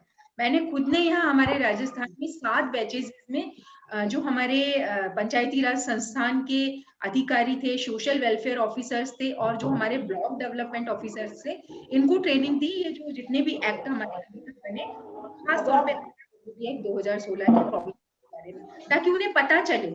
हमारे आज भी बहुत सारे लोग ये नहीं जानते ऑटिज्म क्या है, तो जब वो सुनते हैं कि ऑटिज्म क्या है या इंटेलेक्चुअल इम्पेयरमेंट क्या है, तब उन्हें पता चलता है कि इनके अधिकार क्या है। तो इसलिए बहुत जरूरी है कि इन्हें ट्रेनिंग दी जाए। जो हमारा सेक्शन 40 है वो ये है सुगम्य पहुंच, यानी एक्सेसिबल। सुगम्य पहुंच का मतलब यहाँ पे let me clear one thing, ये सिर्फ रैंप ही नहीं है एक्सेसिबिलिटी का मतलब। एक्सेसिबिलिटी मीन्स कि जो इंफॉर्मेशंस दी जा रही है, जो फैसिलिटीज दी जा रही है, वो भी एक्सेसिबल हो पर्सन विद डिसेबिलिटी। अभी तक हम सिर्फ एक्सेसिबिलिटी का मतलब रैंप को ही मानते थे। तो जो भी हमारे बच्चों के पास बुक्स हो, उनको वो नॉलेज उन तक पहुंचे, चाहे वो आप AAG के जरिए पहुंचाएं, किस तरीके से पहुंचाना चाहते हैं, ऑडियो विजुअल तरीके से, तो सरकार को ये व्यवस्था करनी होगी कि वो एक्सेसिबल हो। नेक्स्ट है कि हम जो अनिवार्य प्रशिक्षण, वो मैं आपको पहले ही बता चुकी है सारा। सभी योजनाओं की सोशल ऑडिट, वो भी एक जरूरी चीज है कि किस तरीके से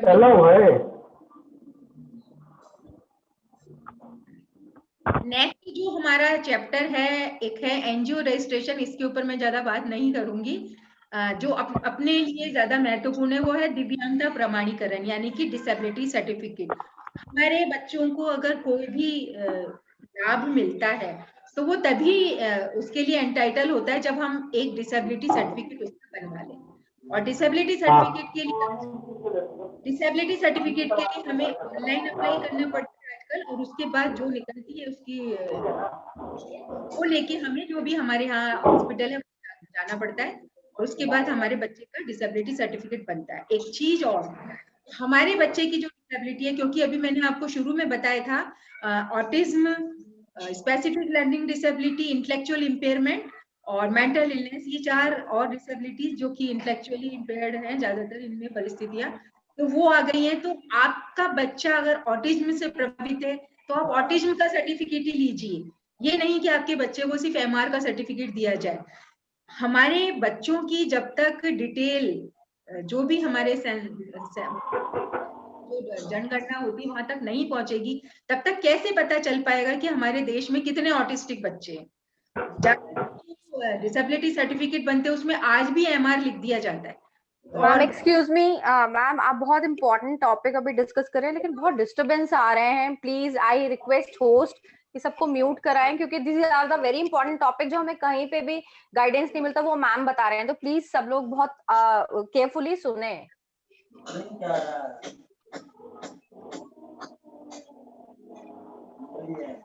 Shall I continue? Yes, Hello? दीदी। हाँ, प्लीज कंटिन्यू। मैं डिसेबिलिटी सर्टिफिकेट की बात कर रही हूँ। तो डिसेबिलिटी सर्टिफिकेट को लेकर we can unmute now participants. आप उसी डिसेबिलिटी के सर्टिफिकेट के लिए जोर दीजिए, क्योंकि ऑटिज्म को लेके अभी तक गाइडलाइन की बड़ी दिक्कत थी। और गवर्नमेंट ऑफ इंडिया ने 2016 में ही अप्रैल में एक गाइडलाइन निकाल दी गई है जिसमें ऑटिज्म असेसमेंट टूल है, और उसके आधार पे ऑटिज्म का असेसमेंट किया जाता है। एक्सेप्ट करिए कि आपके बच्चा ऑटिस्टिक है और आप MR का सर्टिफिकेट ले रहे हैं, ठीक है, अगर उसका MR है, लेकिन MR विद ऑटिज्म, ठीक है, इट्स ओके, लेकिन ऑटिज्म हमारे बच्चे के साथ अगर उसे ऑटिज्म की समस्या है। इसी तरीके से जो नई एडेड है लर्निंग डिसेबिलिटी वगैरह, इनकी भी गाइडलाइन डॉक्टर्स के पास है। तो अपने बच्चे का डिसेबिलिटी सर्टिफिकेट जरूर बनवाइए, और उसमें ये देखिए कि उस टाइम कोई गलती ना हो, क्योंकि एक बार गलती हो जाती है कि लिखने में डिसेबिलिटी, तो बाद में उसको करेक्ट करवाने में बहुत बड़े चैलेंजेस आते हैं। तो ये एक बड़ा इशू है जो हमें समझना चाहिए कि हम किस तरीके से डिसेबिलिटी सर्टिफिकेट को लेकर, आपके सारे अधिकार इस डिसेबिलिटी सर्टिफिकेट के ऊपर ही डिपेंड है। अगर डिसेबिलिटी सर्टिफिकेट नहीं है तो हम आगे नहीं बढ़ सकते।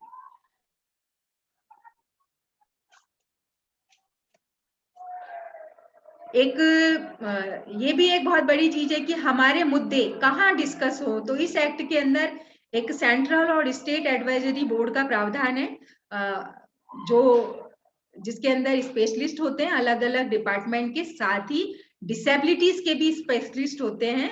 कम से कम 10 लोग जिसमें पर्सन विद डिसेबिलिटी होंगे, इसमें जो 5 महिला कैंडिडेट होना, महिला प्रतिनिधि होना जरूरी है, जिसमें से एक SC/ST की हो। और इसके अंदर आप इस चीज पे फोकस करिए कि वो जो पर्सन विद डिसेबिलिटी है, देखिए हमारे मामले में मैं फिर यही कहना चाहूंगी, हमारे मामले में जो हमारे बच्चे हैं वो अपनी बात नहीं कह पाते ज्यादातर, हालांकि हमारे सेल्फ एडवोकेट बहुत अच्छा काम कर रहे हैं, फिर भी हमारे जो इश्यूज है उनको कहने के लिए अभिभावकों की जरूरत होती है। तो इन बोर्ड्स में अभिभावकों का भी प्रतिनिधित्व जो हमारे ऑटिस्टिक या इंटेलेक्चुअली इंपेयर्ड बच्चों की बात कह सके।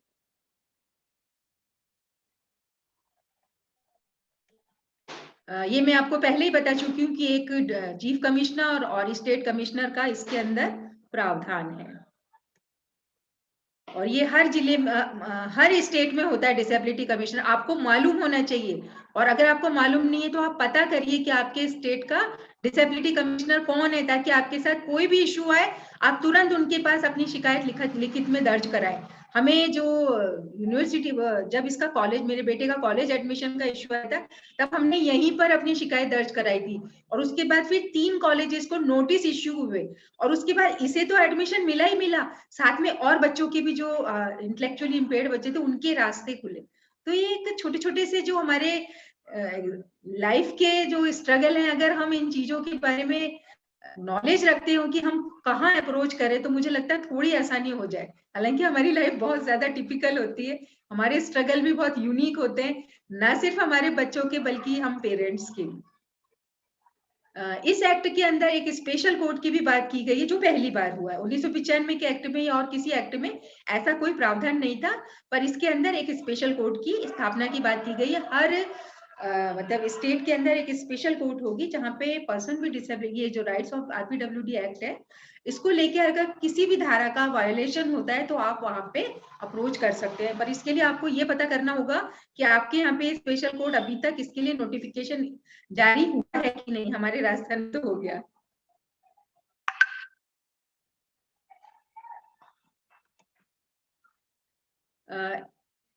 इसमें एक सेंट्रल फंड है और स्टेट फंड है, जिसके अंदर एक निश्चित राशि रखी जाती है, जिसका कि पर्सन विद डिसेबिलिटी के वेलफेयर के लिए, उनके लिए जो योजनाएं हैं उनको, और कोई भी कल्याणकारी जो उनकी स्कीम्स है उसके लिए ये फंड रखा जाता है।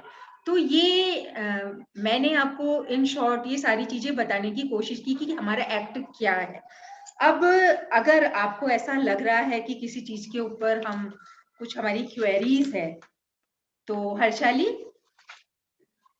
एजुकेशन या फिर कोई और इशू, तो हम डिस्कशन कर सकते हैं, क्वेश्चन आंसर ले सकते हैं।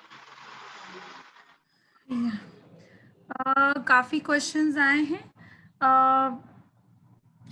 पहला मैं लेना चाहूंगी लोन, जो आपने बोला था कि लोन हमको कहाँ से मिल सकता है, जो पर्सन विद डिसेबिलिटी को स्पेशली लोन मिलता है, वो कोई भी बैंक से अवेलेबल कर सकते हैं या कैसे?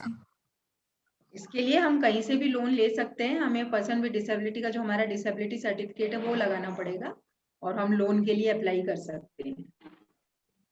ओके। और कंसेशन रेट पे मिलेगा ये हमें, और इवन जो हम लैंड वगैरह भी लेते हैं, जो मैंने पहले ही बताया था, उसमें भी हमें कंसेशन मिलता है। अच्छा, दूसरा क्वेश्चन है, my son has completed graduation, Ashok Shah ji का है, and awaiting for job placement but falling short at interview because of comprehension issues, how it can be addressed or make them aware about the issue? He has applied for SBI internship but I have doubt how he can cope up. Are there any provision to be aware of issue? ये कहाँ से है, कौन से state से है ये अशोक जी? अशोक शाह जी, आप बता सकते हैं कौन से स्टेट से हैं ये?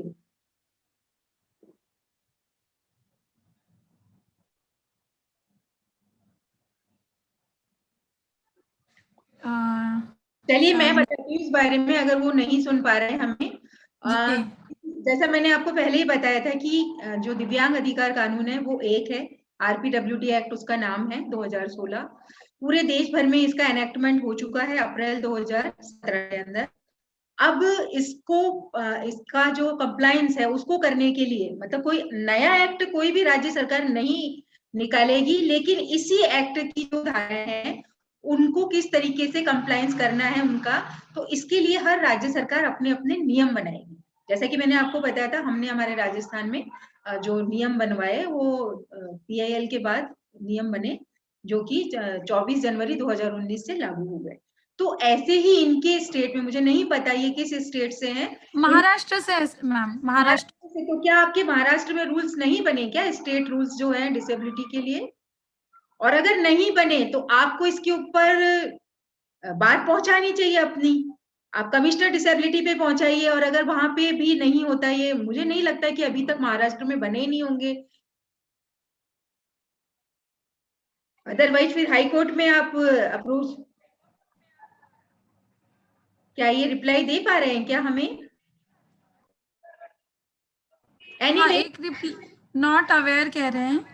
नहीं, हाँ, नहीं, तो हमें पता होना चाहिए।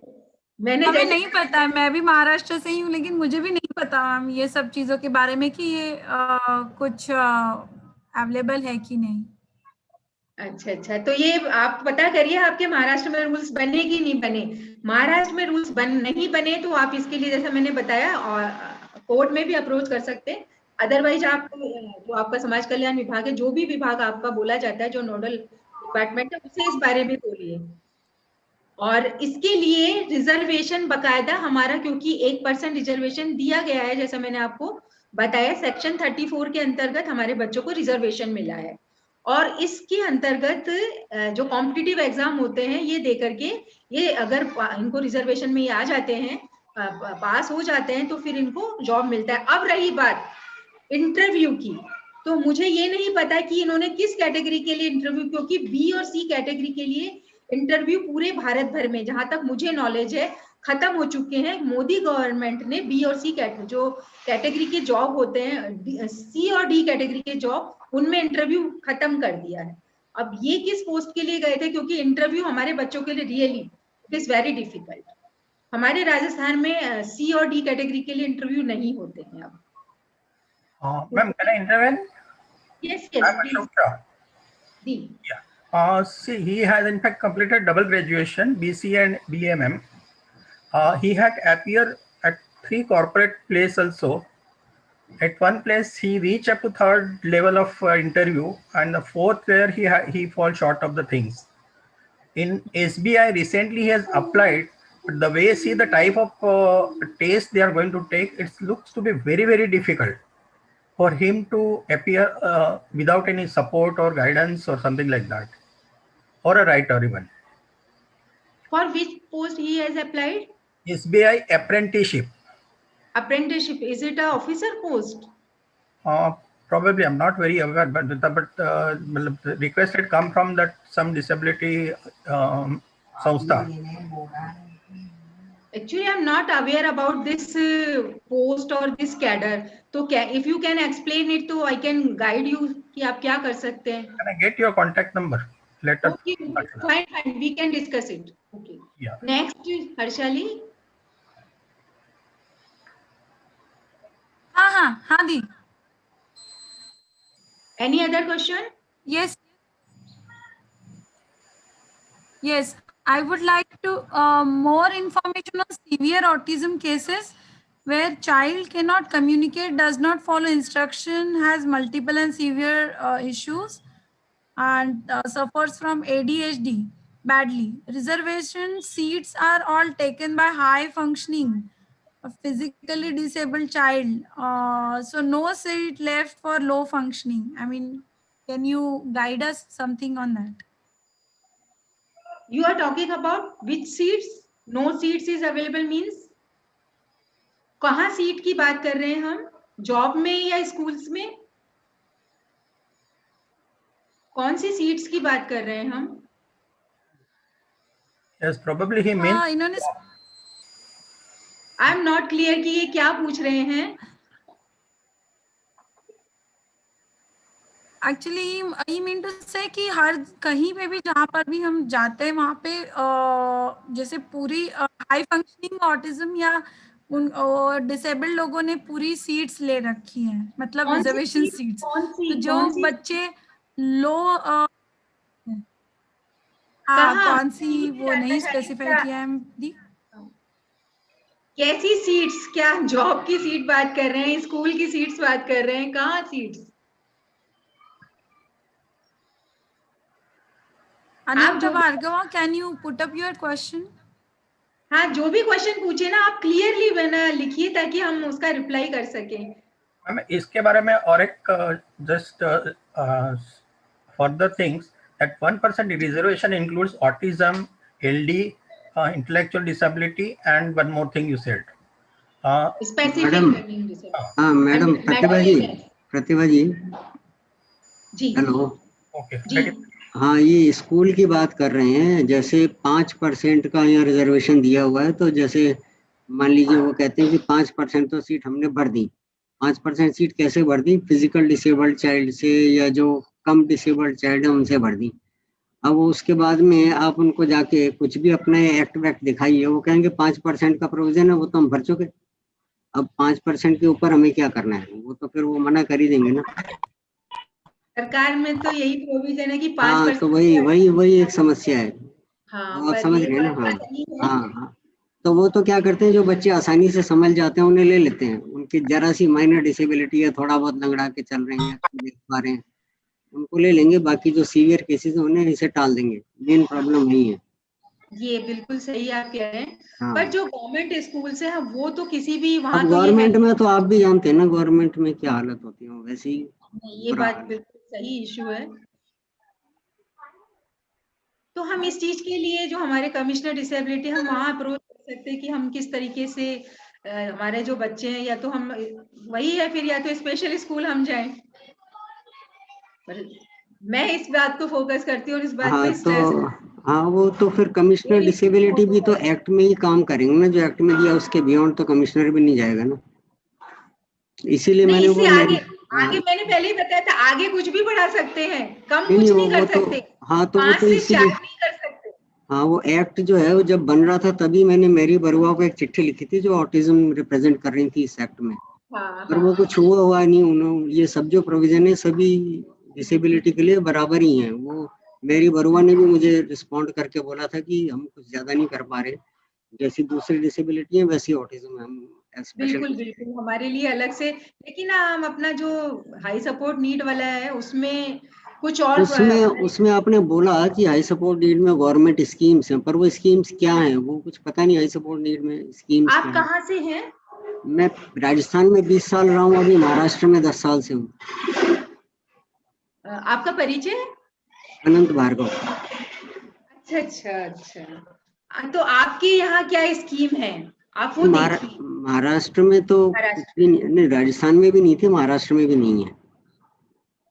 वो कोई स्कीम्स नहीं है, वो खाली लिखा हुआ है गवर्नमेंट स्कीम्स हैं हाई इसके लिए, सीवियर के लिए, पर कुछ स्कीम्स है नहीं एक्चुअली।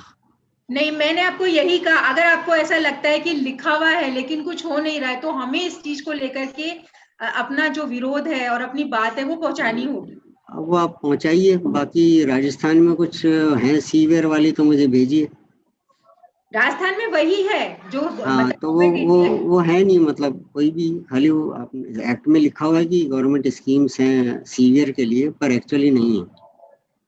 अगर एक्चुअली नहीं है तो हमें उसी पे वर्क करना है। अगर हमें लगता है, हम उन्हें बताएं कि ये scheme as per act these are the provisions, और इसके अंदर आप क्या क्या कर सकते हैं बच्चों के लिए। हाँ, तो आप देखिए, आप लोग कर रहे हैं इसको अपने मंच से, तो करिए आगे। नहीं, बिल्कुल, वो हम सबको अपने अपने पार्ट पे करना ही होगा। ठीक है, धन्यवाद। ठीक है, नेक्स्ट क्वेश्चन लेते हैं। If a child is in mainstream, how can he participate in Paralympic? How child can register under this? Yes, आपके यहाँ पे जो पैरा ओलंपिक कमेटी है, जो भी है, मतलब पैरा स्पोर्ट्स की कमेटी कहाँ से है ये? फिर वही अपना एक बार स्टेट भी बता दे तो बहुत आसानी हो जाएगी। खैर जिस भी स्टेट में है, हर स्टेट में एक पैरा स्पोर्ट्स एसोसिएशन होती है। आप नेट पे पता करिए वो कहाँ है आपके, और वहां पे इस बच्चे का जो डिसेबिलिटी सर्टिफिकेट है उसके आधार पर आप इसका जो भी कंपटीशन होता है उसके लिए नाम दे सकते हैं, और फिर आप इसको ट्रेनिंग दिलवाइए। और इसमें बहुत सारे स्पोर्ट्स होते हैं, स्पेशल जो अपने स्पोर्ट्स हैं अपने बच्चों के लिए जो होते हैं, उसमें स्विमिंग होती है, साइकिलिंग होती है, स्केटिंग होती है। अपने जो पैरा स्पोर्ट्स है इसके अंदर रनिंग है, शॉर्ट पुट है, हाई जंप है, लॉन्ग जंप है, और बैडमिंटन है अपने स्पेशल स्पोर्ट्स में। तो इस तरह से बहुत सारे स्पोर्ट्स ऐसे जो हमारे बच्चों के लिए, और मैं इस चीज को हम सभी जानते हैं कि हमारे बच्चे, हो सकता है कॉग्निटिव लेवल उनका कहीं कम हो लेकिन फंक्शनल स्किल उनकी बहुत अच्छी होती है, तो हम उनका जो टैलेंट है उसका इस्तेमाल यहाँ कर सकते हैं।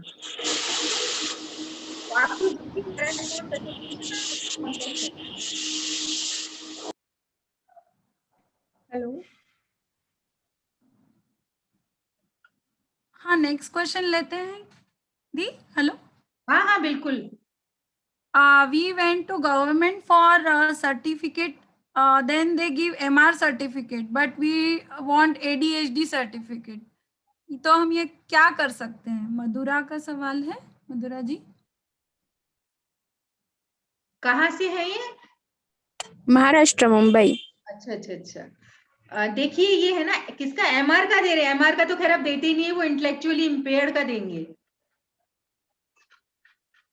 MR का जो था उसे अब इंटेलेक्चुअली इम्पेयर्ड बोला जा रहा है इस एक्ट के अंदर। Hello, okay okay. और क्वेश्चंस एक्चुअली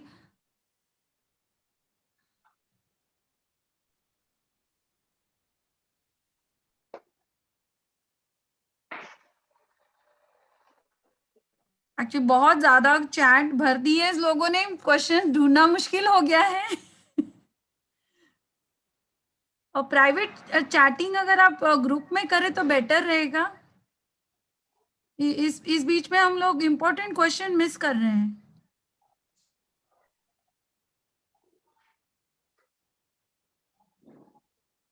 कोई अनम्यूट करके सवाल पूछना चाहेगा? Yes ma'am. हाँ गिरिराज सिंह जी पूछिए। मैम मेरा डॉटर 7.5 years का है, she is suffering from autism, so I want to know can I make certificate in Orissa state? Actually I am from UP but working in Orissa.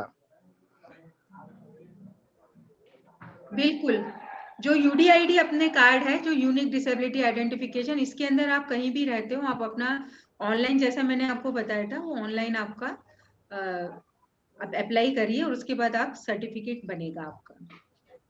अच्छा, तो ये डिस्ट्रिक्ट में ही मैडम बन जाता है या फिर इसका कुछ सेंटर रहता है, वहां जाना पड़ेगा? नहीं, पहले ऐसा था कि कोई एक मेडिकल जो इंस्टीट्यूट है वहां जाना होता था, पर अभी इसको थोड़ा सरल कर दिया है। आपके आसपास अगर कोई हॉस्पिटल है आप वहां जा सकते हैं, जहाँ पे CMHO बैठते हो तो आप वहां जा सकते हैं। Okay, thank you ma'am. Is there any policy that covers therapies? जो थेरेपी कॉस्ट हम देते हैं। ऐसा है, इसके लिए निरामया एक पॉलिसी जो नेशनल ट्रस्ट के द्वारा बनाई गई है, जिसमें 1.5 लाख तक का जो ट्रीटमेंट होता है, इवन इसमें जैसे कन्वेंस वगैरह का भी जो खर्चा होता है ना, वो इसके अंदर कवर होता है।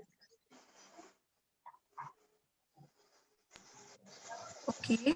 और जैसे हमारे राजस्थान में है तो यहाँ पे कई निशुल्क दवा योजना भी है, मुझे नहीं पता और स्टेट में क्या है। आयुष्मान भारत योजना है, तो उसके बारे में, इसके बारे में मैं ज्यादा, आयुष्मान भारत के बारे में मैं ज्यादा डिटेल नहीं जानती अभी, तो हो सकता है उसके अंदर भी हमारा कवर होता हो। बाकी Niramaya specially for person with disability जो है उन्हीं के लिए। यस। नेक्स्ट क्वेश्चन है, जो हमारा डिसेबिलिटी सर्टिफिकेट है, ये किसी भी स्टेट से बना सकते हैं या फिर सिर्फ हम जिस स्टेट से है वहीं से बन सकता है? देखिए, पहले तो ये बहुत सारे फाउंडेशन थे, पर अभी ऐसा नहीं है। आप UDID के लिए अगर उसकी वेबसाइट पे जाते हैं तो वहां ओपन करेंगे और आप अपना जैसे आधार नंबर वगैरह डालते हैं, तो आपका, अगर इवन आप किसी दूसरे स्टेट में रह रहे हैं, जैसे अभी एक सर ने बताया था जॉब के लिए। मेरी अभी बात हुई यहाँ हमारे राजस्थान के सोशल वेलफेयर ऑफिसर से बात हुई, तो ऐसा ही एक इश्यू आया था। तो उन्होंने कहा कि वो ट्रांसफर भी कर दिया जाता है कि आप दूसरे जगह पे जाके दूसरा मेडिकल जो हॉस्पिटल है वहां जाके बना सकते हैं। ओके। काफी सारे क्वेश्चंस आ रहे हैं कि जो स्कूल्स हैं वो बिल्कुल कोऑपरेट नहीं करते हैं एडमिशंस के लिए, बिहेवियर्स हैं, lot of negative and bad behaviours ऐसा करके। किसी ने लिखा इवन इन जयपुर, लेकिन महाराष्ट्र में मैं खुद भी ये फेस कर चुकी हूँ जो स्कूल्स। इसमें हम कौन से एक्ट के अंदर या क्या कर सकते हैं उनको बताने के लिए? राइट टू एजुकेशन एक है, बट डिसेबिलिटी में ऐसा कुछ है? राइट टू एजुकेशन में भी डिसेबिलिटी के लिए स्पेशली बात की गई है कि उन्हें अधिकार है कि वो अपने पास के स्कूल में एडमिशन ले सकते हैं। और एज पर आरपीडब्ल्यूटी एक्ट 2016 में तो मैंने आपको बताया ही, चैप्टर 2 तो स्पेसिफिकली एजुकेशन पे ही है, और इवन जो चैप्टर 6 है हमारा बेंचमार्क डिसेबिलिटी, वो भी अपने एजुकेशन पे ही फोकस ज्यादा कर रहा है। और अगर आपको कहीं इश्यू होता है, जैसे मैंने आपको अपना खुद का एग्जांपल दिया, हमारे जैसे अभी एक बच्चे की शिकायत आई थी तो हम कमिश्नर डिसेबिलिटी और सीबीएसई स्कूल को हमने कंप्लेन किया। सीबीएसई स्कूल और स्टेट बोर्ड तो ज्यादातर, सीबीएसई का तो मुझे पता है, और इवन हमारे राजस्थान में भी क्योंकि मैं हूँ तो मुझे पता है यहाँ पे अगर हम शिकायत करते हैं तो उस पर एक्शन जरूर लिया जाता है। और 4 दिन के अंदर अगर किसी बच्चे को फोन करके बुलाया जा रहा है तो इट मीन्स कि वो मैकेनिज्म काम तो कर ही रहा है ना कहीं। तो आप स्टेट में देखिए, अगर आपके साथ कहीं ऐसा हो रहा है, एक बार तो आवाज उठानी पड़ेगी आपको। अगर आप चुप रहेंगे तो फिर आप अपने बच्चों से बात करेंगे। ऐसा रूल है, मैं आपको बता चुकी हूँ इसके अंदर शुरुआत में, रूल्स हैं और आरटीई भी है। तो ये सारी चीजें हमें सपोर्ट करने के लिए बनी है, लेकिन इसका इस्तेमाल हमें करना होगा। अगर हमारे साथ कोई इश्यू आता है तो कमिश्नर डिसेबिलिटी कोर्ट है, हाई कोर्ट है, आप वहां जा सकते हैं, आपकी स्पेशल कोर्ट है, आप वहां पे अपील कर सकते हैं। बहुत सारे हमारे पास रास्ते हैं। और एक चीज को मैं आपको बताना चाहती हूँ, ये एक्ट से अलग है, ये एक प्रैक्टिकल सी चीज है।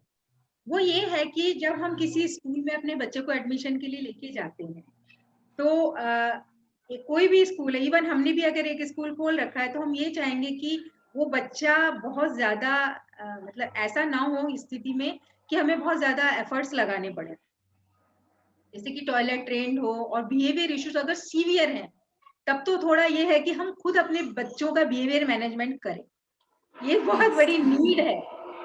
मतलब प्रैक्टिकल एस्पेक्ट से भी देखिए कि हम भी अपने बच्चे को प्रिपेयर करें स्कूल जाने के लिए। Yes. Is it possible to give legal guardianship to someone except that parent? मतलब parents want to keep anyone else as a legal guardianship if they are not available, means any critical condition. हाँ, जो natural guardian होते हैं वो parents होते हैं, उसके बाद फिर जो सिबलिंग्स होते हैं जैसे ब्रदर या सिस्टर वो होते हैं, और आप इसके अलावा भी अगर इनमें से कोई भी लेने को तैयार नहीं तो आप किसी और को भी कर सकते हैं।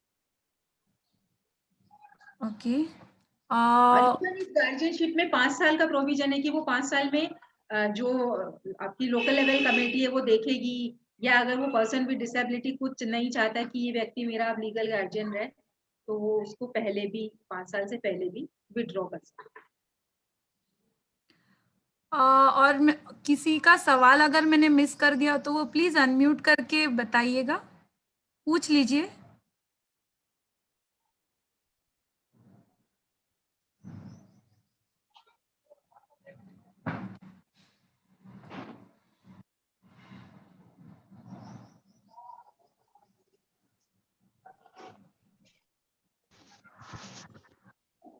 हेलो जी जीवन जी, हाँ बता, पूछिए। हाँ मैडम, मैडम मुझे 3-4 चीजें पूछनी है। एक तो ये है कि क्या कोई ऐसा एनजीओ या कोई ऐसी बॉडी होती है या कोई ऐसे एडवोकेट होते हैं जो स्पेशलाइज करते हैं दिव्यांग बच्चों के एंड टू एंड सपोर्ट, मतलब कि सब सर्टिफिकेट पहले क्या करना है, सर्टिफिकेट बनाना है, उसके लिए डॉक्टर के पास जाना है, तो कौन से डॉक्टर के पास जाओ, वो बनवा दिया, उसके बाद जो भी एक बच्चे की एज के हिसाब से उसको सपोर्ट चाहिए, तो क्या कोई ऐसे एडवोकेट हैं न्यू दिल्ली में जो हमको सपोर्ट कर सके अगेंस्ट द फीस? स्कूल का कैसे होगा, फिर गवर्नमेंट बॉडीज के साथ किससे कोऑर्डिनेट करना है, ऐसा कुछ प्रतिभा मैडम इसमें कुछ लाइट डाल सकते हैं आप? देखिए, मैंने आपको जो एडवोकेट्स के बारे में एक चीज बताई थी स्टार्टिंग में, चैप्टर 1 के अंदर ये लीगल जो अपने हैं डालसा, नालसा, रालसा, ओके है ना, स्टेट लीगल एडवाइजरी, ये जो कमेटीज होती हैं, तो ये लीगल एड्स होता है इसके अंदर, सॉरी, लीगल एड्स जो होते हैं, स्टेट लीगल एड्स अथॉरिटी। तो यहाँ पे आप जाइए, आप जैसे दिल्ली में रहते हैं तो आपके दिल्ली में जो आपके कोर्ट है, दिल्ली कोर्ट है ना, वहां पे इसका ऑफिस जरूर होगा। हर कोर्ट के अंदर ये जो लीगल एड्स का जो भी है ऑफिस जरूर होता है। जैसे राजस्थान में हमारे हाई कोर्ट में है रालसा, उसके बाद अगर हम जयपुर में बात करें तो जयपुर में हमारे डालसा का, जयपुर मेट्रो का एक ऑफिस होता है यहाँ पे, डिस्ट्रिक्ट लीगल सर्विसेज अथॉरिटीज। तो यहाँ पे आपको मुफ्त लीगल सहायता मिलेगी, आपको वकील भी मिलेंगे, आप किस तरीके से आगे बढ़े आपको वो भी बताएंगे। इवन पैरालीगल वॉलंटियर होते हैं, वो भी आपको सपोर्ट करते हैं। तो आप ये मत समझिए कि अगर हमें नॉलेज कम है तो हमें हमारा कुछ नहीं होगा। आप इन जो डिस्ट्रिक्ट लीगल अथॉरिटीज है, आप इनसे कांटेक्ट करिए, और ये हर जगह है। इवन छोटे से छोटे शहर में भी तालुका जो होते हैं ना, वहां तक पे इनकी समितियां होती है, लीगल जो वो होती है एड्स। तो ये मैडम अवेलेबल होते हैं कोर्ट में, हाई कोर्ट में, उसके अंदर कोई छोटा डिपार्टमेंट होता है जो कि डिसेबिलिटी कमिश्नर? हाई कोर्ट का जो ऑफिस है ना आपके, जो भी हाँ जी, हाँ वहीं जी। पर एक ऑफिस इनका होता है। अच्छा, इनसाइड द सेम प्रीमाइस। एक सेवा ये है। मैडम फिर से बोलेंगे, क्या बोला आपने, एक बार फिर से बोलेंगे? Legal aids, legal aids, state legal aids, या ये जो अपने नेशनल लीगल एड्स अथॉरिटीज, या स्टेट लीगल एड्स अथॉरिटीज, या डिस्ट्रिक्ट लीगल एड्स अथॉरिटीज। आप नेट पे सर्च करिए, आप जहां भी रहते हैं आपको पूरी लिस्ट खुल जाएगी। इवन वो जो पैनल लॉयर होते हैं उनकी भी लिस्ट खुल जाएगी। मैं खुद पैरा लीगल वॉलंटियर हूँ, इसलिए मुझे ये सारी चीजें पता है। और ये सब कुछ मैंने इसीलिए किया क्योंकि हमने जो अपनी लाइफ में जो पर्सनल हमारे स्ट्रगल है, जस्ट बिकॉज ऑफ अक्षय's चैलेंज, क्योंकि ऑटिज्म, तो इस वजह से हमें घुसना पड़ा, हमें एक एक चीज पढ़नी पड़ी कि आगे है क्या इन बच्चों के लिए, तभी आज मैं आपको ये सब कुछ बता पा रही हूँ। हाँ जी, हाँ जी, बहुत बहुत धन्यवाद मैडम, थैंक्स। अगला क्वेश्चन है दी, if we got admission initially in school without asking for special educator and afterward they say child needs it, do we need to pay for it? नहीं, absolutely no. यहाँ पर तो सारी schools में special educators की extra payment ली जाती है। बिल्कुल नहीं, मैंने तो ये पहले ही बताया था हर्षाली कि शैडो टीचर के नाम पे जो पेमेंट आप दे रहे हैं ये बिल्कुल गलत है। आप शिकायत करिए, आप एडमिशन लीजिए उस स्कूल में, उसके बाद अगर ऐसा वो कर रहे हैं तो देखिए, सीबीएसई ने तो बकायदा एक सर्कुलर निकाल रखा है बहुत साल पहले ही कि हर एक स्कूल को एक स्पेशल एजुकेटर अपॉइंट करना ही पड़ेगा या एक काउंसलर होना जरूरी है। और अभी स्टेट जो बोर्ड के स्कूल्स है वहां पे भी यही व्यवस्था है, तो हमें थोड़ी इसका पेमेंट करना है क्योंकि पेरेंट्स चुपचाप बियर कर रहे हैं, इसीलिए ऐसा हो रहा है। और अगर हम बियर ना करें, एक एग्जाम्पल हम सेट कर दें, पहली बार तो किसी को आगे बढ़ना ही पड़ता है, इस एग्जाम्पल से दूसरे स्कूल वालों को नसीहत मिल जाती है कि यहाँ पेरेंट्स ऐसे भी हैं और ऐसे ही होना चाहिए हमें। जी जी। अगला क्वेश्चन नवीन जी आप पूछ सकते हैं। Yes ma'am, ma'am we are from Udaipur, तो आप मुझे अपना बताएंगे प्लीज कि आपका क्या मेल आईडी है या फोन नंबर है, क्योंकि हमने बहुत सारे इश्यूज फेस करे हैं अपने बच्चे के एडमिशन के लिए। हमने एडमिशन फीस दिया, बच्चे को डाला, 1 साल के बाद ही स्कूल की ये नहीं कोऑपरेट कर रहा, क्लास में बैठ नहीं रहा है।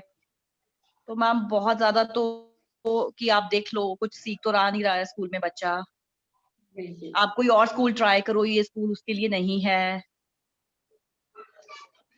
ये इश्यूज तो बहुत आते हैं। तो मैम आप अपना प्लीज मेल आईडी देंगे अगर हमें कुछ भी इश्यू आए, क्योंकि आप राजस्थान में ही हैं। बिल्कुल, शेयर कर देंगे। आप अगर ग्रुप में है स्निक के तो आपको सारी इंफॉर्मेशन ग्रुप में मिल जाएगी। Okay, thank you ma'am, thank you so much. Welcome.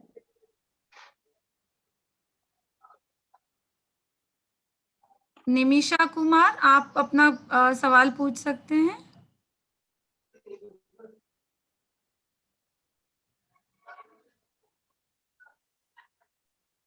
Hello. Yes, ma'am. Am I audible? Yes, yes. Ma'am actually पहले जैसे आपने रिपोर्ट्स के बारे में, सर्टिफिकेट्स के बारे में डिस्कस किया, हमने ना 2017 में यूडीआईडी कार्ड के लिए सबमिट किया था। दो I have the certificate, disability certificate of my child, ठीक है, मैंने एम्स दिल्ली से दिखाया था और हमने यूडीआईडी कार्ड के लिए अप्लाई किया था। यूडीआईडी कार्ड में हमें रजिस्टर्ड तो हो गया, बट वो नंबर मुझे अभी तक नहीं आया। मैंने इसके लिए यूडीआईडी के जो मेन हेड ऑफिस है सीओ कॉम्प्लेक्स में, वहां पर भी मैंने विजिट किया। They told that this state wise it is now in process, but वो अभी तक हुआ नहीं। तो उसके लिए मुझे और क्या, किसको अप्रोच करना पड़ेगा? क्योंकि मैं जहां पर भी जाता हूँ वो यूडीआईडी कार्ड नंबर मांगते हैं, सर्टिफिकेट नंबर मांगते हैं। उसके लिए मुझे क्या करना पड़ेगा? नहीं, इसमें अभी टाइम लग रहा है और अभी हमने खुद लास्ट जो नवंबर था, वहाँ हमारे यहाँ का जो डिपार्टमेंट है वहाँ हमने भी इस चीज को उठाया था। तो ये जो हमें जानकारी मिली कि जो गवर्नमेंट ऑफ इंडिया के लेवल पे है, वहाँ पे जहाँ कोई इशू आ रहा है वहाँ से भी इशू नहीं हो पा रहे। अभी रजिस्ट्रेशन आप लोगों का हो चुका है लेकिन कार्ड नहीं बन रही है अभी। ऐसे ही हमारे स्टेट में भी कई इशू है कि हमारे सबमिट हो गया सब कुछ, लेकिन कार्ड बन के अभी शुरू में जो आए वो आए, उसके बाद भी नहीं आ रहे, तो इसमें थोड़ा टाइम लग रहा है। अच्छा, ओके। पर इस चीज को आप जो भी आपके जो भी हायर अथॉरिटी है, जो भी रिलेटेड डिपार्टमेंट है, वहां जरूर उनकी नॉलेज में ये लेके आइए लिखित में। ठीक है। और मेरा सजेशन सारे पेरेंट्स को, आपके साथ जब भी कोई इश्यू होता है तो आप सिर्फ वर्बल उस पे ना जाइए कन्वर्सेशन पे, आप लिखित में अपना जो भी मैटर है वो मतलब दीजिए और उसको रजिस्टर्ड करिए, ताकि इन केस अगर आप कभी कहीं और आगे लेवल पे बढ़ते तो आप वो रेफर कर सके कि हमने ये लिखित में दिया था और आज तक इसके ऊपर कोई एक्शन नहीं लिया गया है। आपके कोर्ट में भी यही चीज काम आती है कि कहीं सुनवाई नहीं हुई इसलिए हमें कोर्ट में अप्रोच करना पड़ा।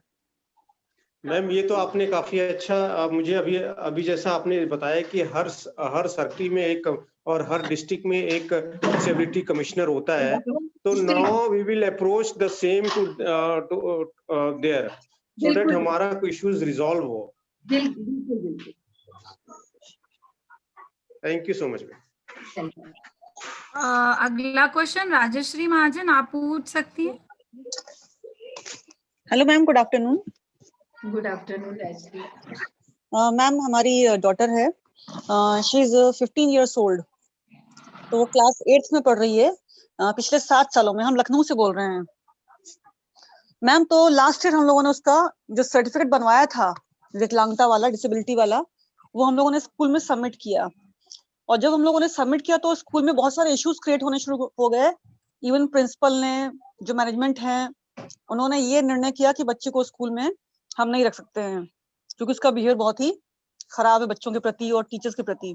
जबकि 7 साल से वो बच्ची पढ़ रही थी तो उसका बिहेवियर बहुत ही अच्छा था, उसको तमाम सर्टिफिकेट मिल रहे थे, उसको हर चीज में उसको अवार्ड मिल रहे थे। लेकिन जैसे हम लोगों ने सबमिट किया उसका सर्टिफिकेट डिसेबिलिटी का, तुरंत ही वो बच्ची उनकी निगाह में खराब हो गई। So what can we do now? You are right, Rajshree. जैसे उन्होंने इमीडिएटली हमारे 2 बच्चे वहां पढ़ते हैं, ट्रांसपोर्ट को विड्रॉ कर लिया स्कूल, मतलब जो स्कूल का जो ट्रांसपोर्ट था उन्होंने विड्रॉ कर लिया। अब सोचिए दोनों पेरेंट्स हम लोग वर्किंग हैं और स्कूल घर से कम 12-13 किलोमीटर दूर है, तो बच्चों को लेने जाना छोड़ना एक बहुत बड़ा इशू है हम लोगों के लिए। तो मैम बहुत प्रॉब्लम हो रही है। नहीं, इसके लिए मैं आपको 2 सजेशन देना चाहूंगी। फर्स्ट सजेशन तो ये है कि हम उनके अंदर उस डिसेबिलिटी के प्रति समझ डेवलप करें। ये भी एक बहुत बड़ा, बहुत जगह अप्लाई किया है, जो डिसेबिलिटी कमिश्नर है उससे बातचीत हुई है, वहां पे हम लोगों ने एप्लीकेशन भी दी है, वहां से स्कूल को बुलवाया भी गया है, जो वहां से उनको कॉल भी किया गया। लेकिन अभी भी वो लोग यही एलिगेशन लगा रहे हैं कि बच्ची जो है वो बहुत ज्यादा मिसबिहेव करती है, मतलब टेंट्रम्स करती है, तो उसको हम नहीं झेल सकते। जबकि रियलिटी में से कुछ भी नहीं है, फेक एलिगेशंस लगा रहे हैं वो लोग। बार बार उनको बुलाया भी जाता है डिसेबिलिटी कमिश्नर के ऑफिस में, तो लोग यही हर बार अपना एक चिट्ठी देके चले जाते हैं कि नहीं बच्ची में ही कमी है। और वही बच्ची 7 साल से पढ़ रही थी तो उसके अंदर कोई कमी नहीं थी। स्पेशल एजुकेटर नहीं देना चाहते। दाशरी, ये सीबीएसई स्कूल है या स्टेट बोर्ड स्कूल है आपका? सीबीएसई बोर्ड वाला है ये। सीबीएसई स्कूल है तो आप वहाँ जो सीबीएसई चेयरमैन है वहाँ शिकायत करिए सबसे पहले तो। और अगर वहां से एक्शन नहीं होता, वैसे मुझे पूरी उम्मीद है कि एक्शन लिया जाएगा। वो लोग पता है ऐसे स्कूल की मान्यता तक रद्द कर देते हैं। CBSE is very strict. CBSE board, yes CBSE board, this board is very strict. और ये बहुत फेवरेबल हमारे बच्चों के लिए नियम बनाते हैं। अभी 2019 में, इससे पहले 2018, हर साल ये लोग अपने जो चिल्ड्रन विद स्पेशल नीड्स है उनके लिए हर साल कहीं ना कहीं अपडेट करते रहते हैं पॉलिसीज को, और ज्यादा बच्चों को, क्योंकि अब एक्ट आ गया तो जो 21 डिसेबिलिटी उसको लेकर के इन्होंने नया और नई गाइडलाइन बनाई। तो मैं समझती हूँ ये बहुत फेवरेबल है सीबीएसई हमारे बच्चों के लिए। आप वहाँ शिकायत करिए। और कमिश्नर डिसेबिलिटी के बारे में मैं आपको एक बार बता दूं पहले, कमिश्नर डिसेबिलिटी कोर्ट जो होती है इसको सिविल कोर्ट के बराबर पावर मिलते हैं, पर रियलिटी में अगर कोई बहुत पावरफुल है, जैसे कुछ एक एग्जांपल तो बहुत बढ़िया है मेरे सामने, जिस स्टेट में स्टेट कमिश्नर बहुत ही बढ़िया काम कर रहे हैं, लेकिन कुछ स्टेट ऐसे हैं जहाँ पे इनके जो फैसले होते हैं उनकी सुनवाई नहीं करते डिपार्टमेंट, मतलब उनको इम्पोर्टेंस नहीं देते, तो then we can go for high court. High court या हमारी जो स्पेशल कोर्ट कोई सोल्यूशन में मिला नहीं है।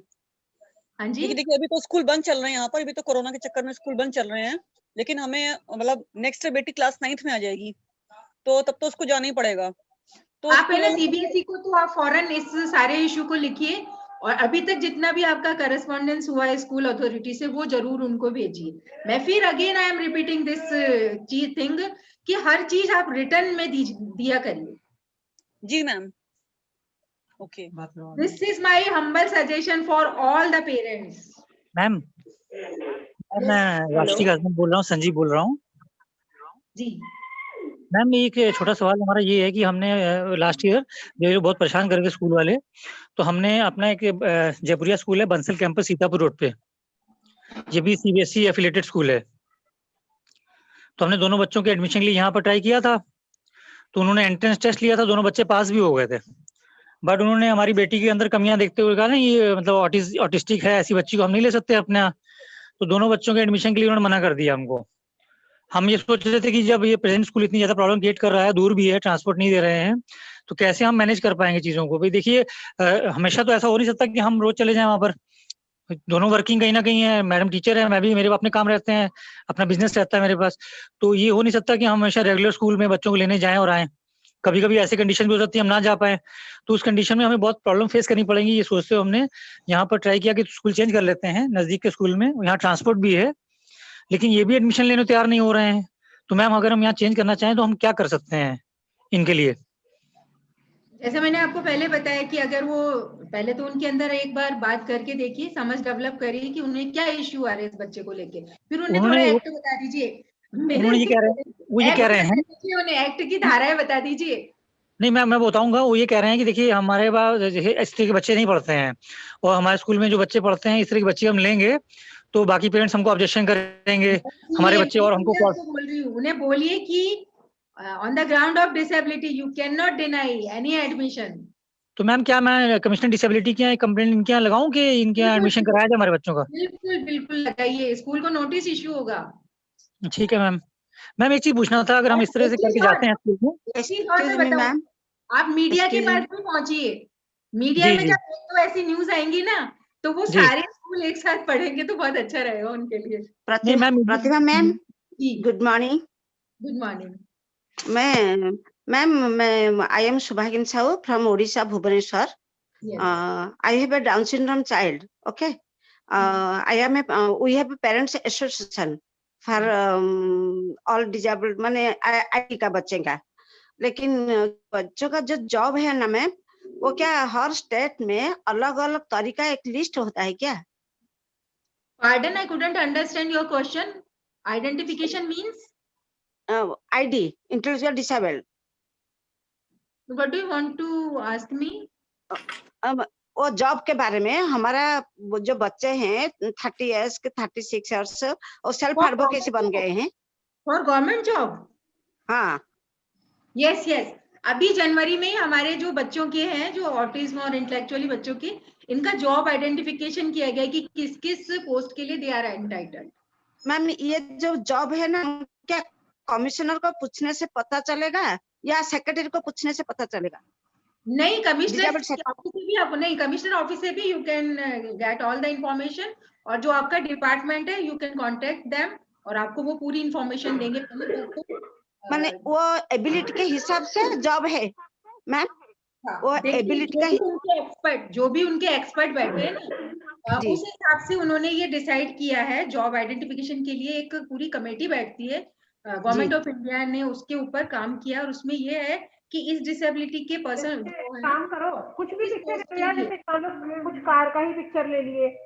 यस, अच्छा। और एक मैम, और जो स्कूल का प्रॉब्लम होता है मैम, और जो संबलपुर हमारा जो उड़ीसा में जो डिजेबल्ड कमिश्नर है, एक एक डिस्ट्रिक्ट अलग अलग है, स्टेट माने संबलपुर का, वो जो स्कूल में जब दिक्कत आता है जो बच्चों को एडमिशन के लिए, ये क्या हर पॉइंट को हम कमिश्नर को इन्फॉर्मेशन करना चाहिए? बिल्कुल, अगर आपको दिक्कत आ रही है तो आपको इन्फॉर्मेशन तो देनी ही पड़ेगी उनको। ओके आपके जो सोशल वेलफेयर ऑफिसर है आप उनसे कांटेक्ट करिए। जी जी, अच्छा। ये हर स्कूल में ऐसा होता है मैम? ऐसे तो लिख देते हैं जब बच्चे को हम लेते हैं। स्कूल का इशू बहुत बड़ा है, इसीलिए बहुत बड़ा आपको बढ़ना पड़ेगा।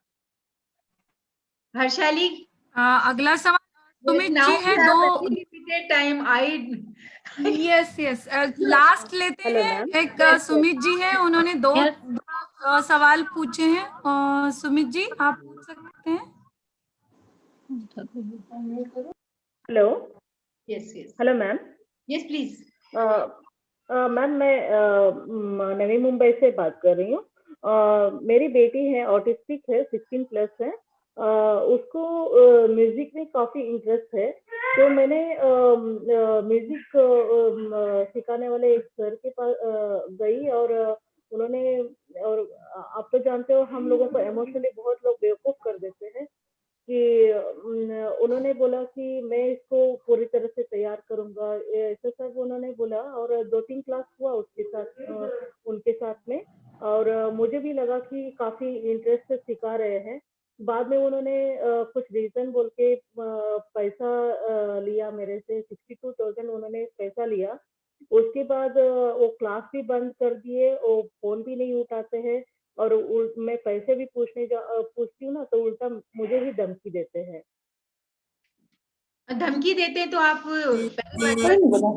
पर्सनली मिलने की कोशिश करिए और उन्हें बताइए कि आप जो कर रहे हैं वो पर्सन विद डिसेबिलिटी के साथ चीटिंग कर रहे हैं, और इसके लिए हम आपकी FIR भी दर्ज करा सकते हैं। मुझे लगता है वो उतने भर में ही शायद दे देंगे आपको पैसा। आपके पास कोई रसीद है पैसे की?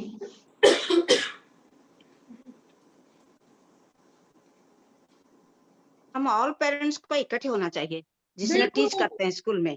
आपको यूनाइटेड होना चाहिए, दूसरे आपको अवेयर होना। सही मैडम, हम लोग पेरेंट्स को बहुत फायदा उठाते हैं, हमारा बच्चे के लिए नाम उठाते हैं, NGO भी हमारा बच्चे से नाम से भी पैसा उठाते हैं गवर्नमेंट से। बिल्कुल बहुत हम लोग जब इकट्ठे होंगे ना, वो आवाज उठाएंगे तब तक चलेगा। हेलो मैम, एक क्वेश्चन मेरा। चलिए now we cannot take questions because Didi has some other appointments coming up, so हम लोग यहीं एंड करते हैं। कुछ क्वेश्चंस हो तो आप प्लीज ग्रुप में डालिए, आप दीदी के कॉन्टैक्ट नंबर्स और पूरे हम वेबसाइट, ईमेल आईडी सारा प्रोवाइड कर लेंगे। थैंक यू वेरी मच दीदी for great knowledge. I mean बहुत कुछ हमें नया पता चल रहा है, और हम ऐसे ही जर्नी हमारी शुरू रखेंगे। Thank you so much. Bye bye. Bye.